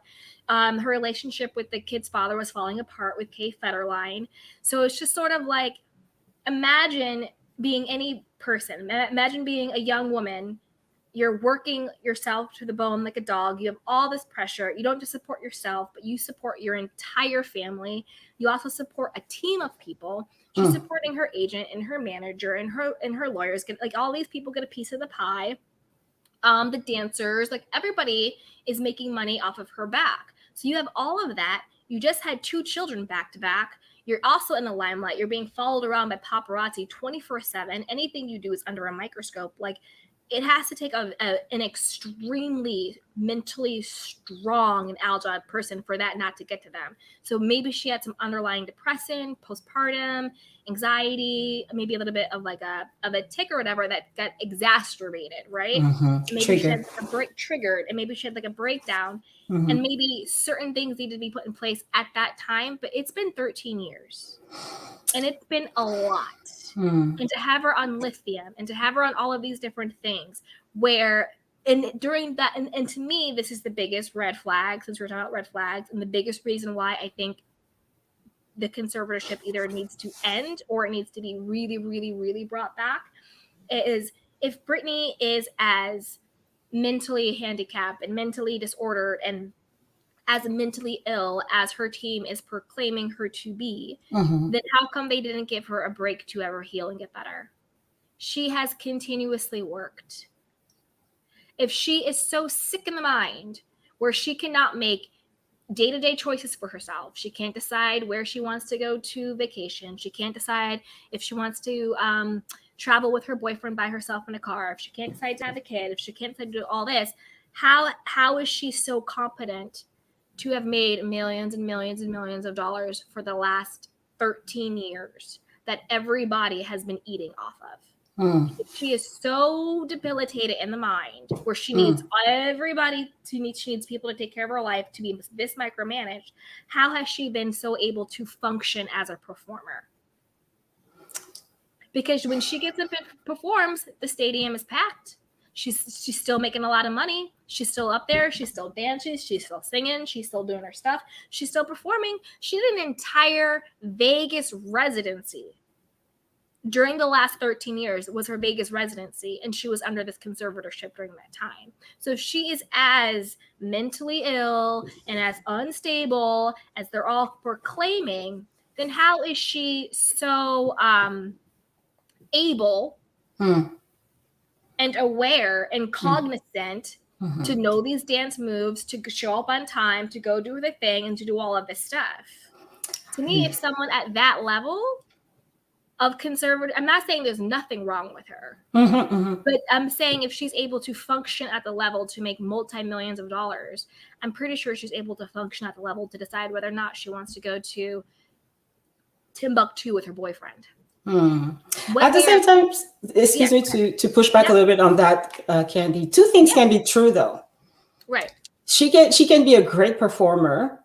Those skills are, you could be born with it, and then be able to remember routines, and you've been doing it for so long that it's you could almost do it in your sleep, and then function at a level of maybe a teenager when it comes to managing your financials. Those two things can be true. I agree that those two things can be true, but I just don't think that giving her an IUD, having her not being able to travel to states or destinations where the conservatorship doesn't exist, putting her on lithium, like to me, it is the egregiousness of it. It's the level of conservatorship. Gotcha. Given that she is still able to function, she was on stage. There was this clip where she was saying, "You guys, I'm sick. I have 102-degree fever. I feel like I'm going to pass out, but I'm still here doing this," because she had to. They made her work. So I'm saying, if you have someone's best interest in mind, and they have 102 fever and they are sick, they're on stage and you could see her. She was like red and sweaty. If you really have her best interest in mind, wouldn't you be like, let's just cancel this show? But Beyonce has done it. Beyonce has, like, let's make sure she's okay. Yeah. Let's get her back healthy, rather than, I don't care how you feel, you're going to go make that money for us. Yeah, no, I hear you. And if the father really had her best interest in mind, and if she was as sick as he was saying, where's the help? Where's the true help? She's been working like a dog this whole time. Yeah. Like, I don't know. I think they went with dollar signs over the love of the child. Yeah. Yeah. Hey, Juanita. She goes, always go with your gut feeling. Exactly. P says, Black women asking dating advice of a twice divorced man. Both marriages combined of 5 years, who was 10 years in arrest. 10 years something.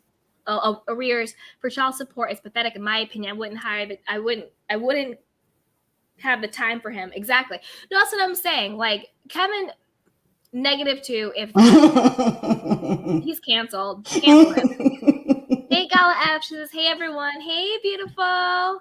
Mercedes says, hey, Gala F. Yes. Rod Cut says, hey, Gala. Yes. Young Rich said, this better than CNN getting a self-recollection of some tea and Kiki. Yeah, exactly. Exactly. We have it all in the candy shop. We got it all. Hey, Tiara. She goes, I do not think, Camille. I do not think Camille knew. I also do not believe those women were innocent. All of those women were innocent. I mean, I understand. Yeah, I mean, we can all have our opinion. But, like, why don't you think Camille knew?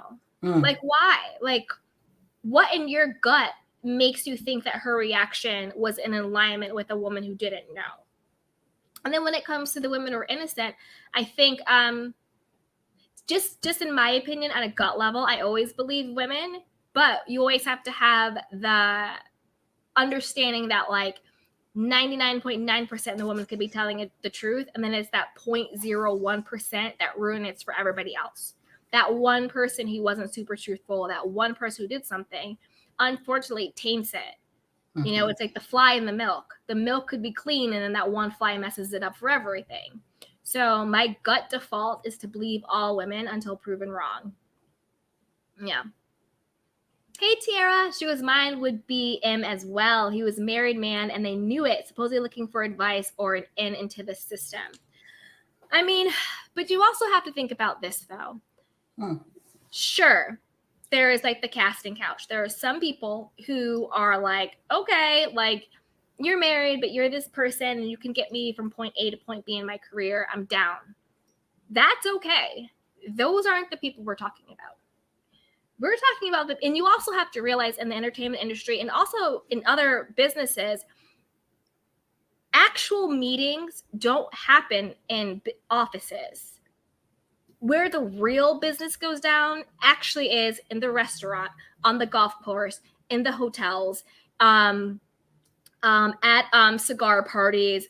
Like, that's the actual, when you kind of understand how the actual business works, the real business doesn't go down in like an office building. Like, come to my office and we're going to have a meeting with our PowerPoint presentation and we're going to decide what to do. That is like the front. That's when you've already decided. The real business happens over breakfast, over brunch, on the golf court, come to my hotel room. I'm in between meetings. Because the hotel, it's not what you think about when they say come to the hotel room. It's not like the Holiday Inn. These hotel rooms have suites. The people at this level, the level of money and power they have, their hotel room is like a suite. They'll have like a bed here, 2 bedrooms and bath, and whole office. These are like suites. And it's actually not that uncommon to have business go down that way. That's where the real actual deals go down. That's when the decisions are actually truly made. It's the front, come to the office and we'll do that with my admin and all these other people. But you've already talked about it. You already have the deal. That's why it is so important who your network of people are. And relationships are so important, right? When people are like, oh, I have a business dinner, we have to go to cocktails, we have to go to this gala, we have to go to this event, the golf courts or like the basketball seats. That's where the true deals happen. That's when it's like you shake my hand, I shake your hand. That's when like the real business goes down, is behind those closed doors.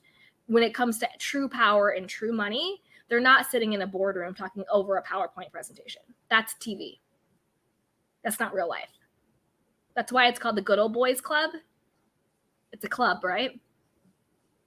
Let's go golfing. Let's get some cigars. Let's do this and this. That's where the real actual business goes down. Don't get it twisted. So I think that, and it also is a really poor thing to communicate to people that because you go to someone's hotel room, that means you're giving them permission to sleep with you. And that is not true. You are allowed to go anywhere in this world. And if you say no, it is still a no. Just because I go to a man's hotel room does not mean I am giving him permission to drug me and to sleep with me. It just means I walked into a room. And it didn't all happen in hotel rooms either. That's just sensational. That's clickbait. That's a headline. That's deflection. Because in our society, we're conditioned to want to find a way to blame the victim. And that's just how it is. We're conditioned. We want to find a way to believe that this man that we put on this pedestal, no way would ever take advantage of a woman. She must have wanted it. She knew what she was doing. She knew he was married. She just wanted to come up. She just wanted to be on his show. She wanted something from him. She wanted his money. She wanted clout. She's evil. She's a Jezebel. She's bad. She's a Delilah spirit. Her. How dare you go into a room with a married man? You must have wanted him to argue. Come on. When you really think about it, it's absolutely ridiculous. Human beings are allowed to be anywhere. You are not allowed to violate them just because they are there. I heard it. Putting out this stuff is just a way to re-victimize the victims because they already think it's their fault they got violated. And the truth is, it's not your fault. It's not your fault you wanted to go to a business meeting. It's not your fault you went into a hotel room. It's not your fault. Maybe you did want to come up, but just because you want to go places in your career doesn't mean you give someone the permission to drug you and to argue. And that's a very dangerous narrative to tell people. That's like, oh, well, how high was your skirt? Were you flirting with him? Oh, so you're not allowed to wear clothes. Well, you're supposed to wear something from head to toe. And even women who wear stuff from head to toe. Women in the Middle East get violated. And look what they wear. It has nothing to do with your clothes. It has nothing to do with you asking for it. It has nothing to do with you going in a hotel room. What it has to do is with a person who is sick in the head, who is a predator, who preys on people that he thinks is weak and beneath them to satisfy his own sick need, not even for sex, but for control. It's not about violent actions are not about sex. They're about control. He wants to exert himself. He wants to feel godlike over these people. And it's sick and it's pathological. And that's why he did it for decades. And that's why there's over 40 women at least that he's done it to. But yet he was protected. Why? Because he made people money. Like what they did with Britney. Why is she all whacked up and institutionalized? Because she makes people money. I promise you, if Bill Cosby was a brother on the street, this would not be his story.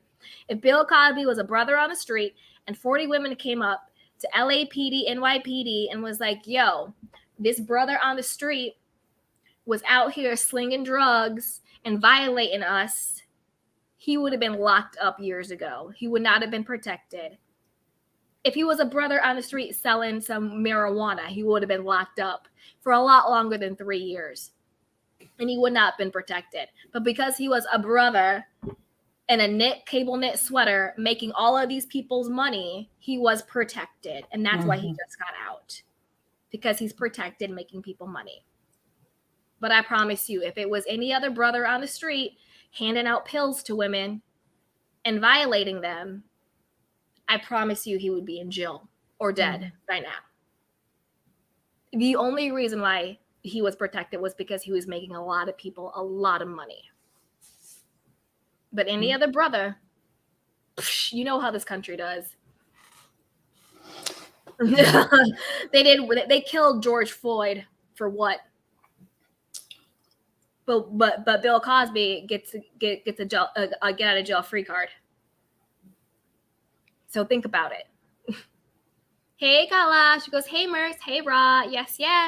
Ra Nakat Piano goes, Britney seems to have suffered plenty sleep deprivation. That is enough to drive anyone to their limit. I agree. It almost seems like they were torturing her or something. Hey P, when Bill was brought to trial again, the cast members were upset about not getting their syndication money. Exactly. It always goes down to the green. They were also upset that Seventh Heaven was still airing and that man was a pedo. I mean, that's the thing. It's just like, there's so many, and we're just trying to catch them all. It's a lot. Hey, Young Rich, didn't he punish her for hanging out with Paris Hilton not too long ago as well? Who didn't he? Who's he? Explain that one, Young Rich. We've been on here for 2 hours and 22 minutes. I'm going to wrap it up a little bit, but we're going to keep going. Young Rich, 10 years arrest for child support. What? I know. Oh, Kevin Samuels. Yeah. Jaja, that IUD info just disgusted me. Same. No say over her own body. I know y'all will discuss more later, but makes me think they gave her birth control for free reign. 3 times the money assault. Yeah. No, I think they put her on birth control because they didn't want her to get pregnant, because if she gets pregnant, then she can't work. And then she have to take time off for the baby. And they care way more about her working clearly than anything else. And also they probably want to get her pregnant because they didn't want her to have to pay more child support. They want to keep more money. I really think it's that deep and that sick. I really think it's that sick. P, typos don't let me be great. We still love you, P. Absolutely. We love you.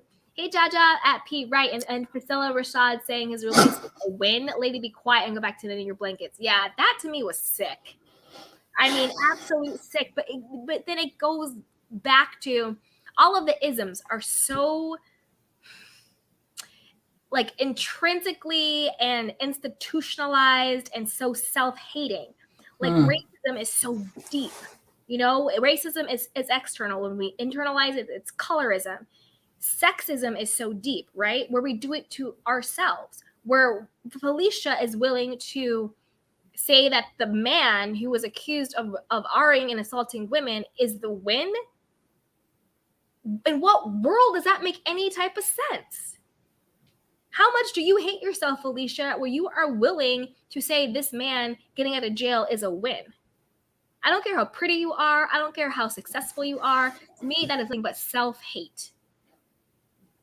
Because before anything else, and when everything else goes away, you will always be a woman. Mm. And for you to go against other women is disgusting. Disgusting. P. Janice Dixon did lie about Bill Cosby doing that to her. She also lied about Sylvester Stallone being the father of her daughter. Anyway, it's a small percentage of women who lie about sexual assault. Crazy, crazy. Hey, Jaja at P. I think the did is bigger percentage than didn't. You got to think too, some may have recanted from threats or shaming. Yeah, I agree. I think the more people, I think it's always way more people who actually, it's the truth. And a lot of people probably were really scared to come forward because of stuff like this. Like even in our chats, we were divided. Of course, all opinions are always welcome as long as it's respectful. You don't have to agree with me. Your opinion is welcome here. But even in our chat, some people were like, well, why'd she go to the hotel? Didn't she know she was married? So even in this tiny microcosm, people are still finding ways to justify his actions. So imagine how a true victim feels. She was just like, hey, I'm just an actress. I'm out here. He seems like, you know, like the Cosby show. Of course he's safe. And you also have to think about it too. Not that this would even justify it, but it's not like she went to like a pimp's hotel room. She went to Bill Cosby's hotel room. So you are thinking this person is a famous person. He's, you know, the America's dad. He is rich. He's reputable. You know, he's the Jello guy. Clearly, your guard is down. Your boundaries are down. You're in awe. You think you're safe. You have a false perceived sense of safety. Because I'm going to tell you the truth. Before this came out, if Bill Cosby was just like, hey, Candy, we have this really great new show and we're looking for a young, spunky host. I'm in town. I have meetings all over. Pop to my hotel room. We'll take the meeting there. I would be like, oh my God, I'm going to Bill Cosby's. Like, I'm going to have this great opportunity.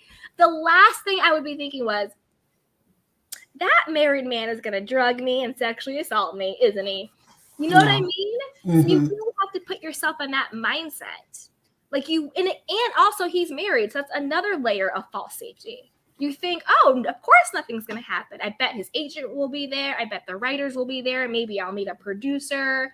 Because that's how it works. They're not in these boardrooms like you watch on TV with a PowerPoint. They have it over brunch, over dinner, over drinks, in the hotel rooms, in the suites, at the conferences, at the after party of the conferences, you know, on the golf court. That's where they actually make these deals. That's where the deals actually happen. Not at 10,000 Century City Boulevard. Like, that's not where it's happening. Yeah. So if you think about it and you put yourself in that situation, like not knowing what's happening, just saying it out loud, I would have went. And I wouldn't have had any idea that I was in any harm's way. I would be like, I'm so lucky. Oh my God. Bill Cosby has the show and he wants me to audition. Whoa. Right? Can I add something, Candy? Oh yeah, go Abby. Yeah, as you're talking, you make me think of things too. Also, there's that one thing about our own internal dialogue. You don't see yourself as, you know, worthy of Bill Cosby's attention. That man is so powerful. And here he is. He wants you. He could have Beverly Johnson, who allegedly he has also pressured and drugged. But he could have anybody in the world. Why would he pick me? So, he doesn't want me. That thing I saw in his eyes was just me being a little bit too, you know, full of myself. I imagined it. No, it didn't happen. So no, your barriers are down. Definitely. Yeah. The way And you view yourself compared to the way the world puts this man on a pedestal is just, yeah. No, exactly. I agree. You're coming from a place of, I'm so lucky to be here. You know, like you're coming from a place of, I can't believe it's me. So then when you go there, you're extra agreeable. Oh, it's okay. Well, okay, that's fine. You know, you're just extra. Miles says he would have been killed if he would have been killed. He wouldn't even see the cuffs. Exactly. If it wasn't Bill Cosby and he was just a brother on the street, he would have been out. Big time. 40 women go to the police and it was just like, yo, this black dude was handing out some pills and sexually assaulting us. You think they would have been like, it's unfair to bring him to court? Like, you know, like, no. No. He would have been under the jail. Under The jail. Mm-hmm. Like, let's be real. Let's call a spade a spade. Hey, P goes, what's even more ridiculous is the black man, the Pookies and the Ray Rays. Exactly. Bill once despised are his supporters and he loves it. Shake my head. Yeah, and that's another thing. Bill Cosby wasn't always checking for the black community. Telling them to like put their pants up and all that stuff. And then he was doing this the whole time. So you always got to watch out for those self-righteous ones. The self-righteous ones are always the ones with the most to hide. Young Rich goes, at P, they was mad when he said pull up them pants. I remember. Exactly. You always have to watch those people who are like super judgy. Because I think the people who are really judgy are like, don't judge me. Don't look at me too much.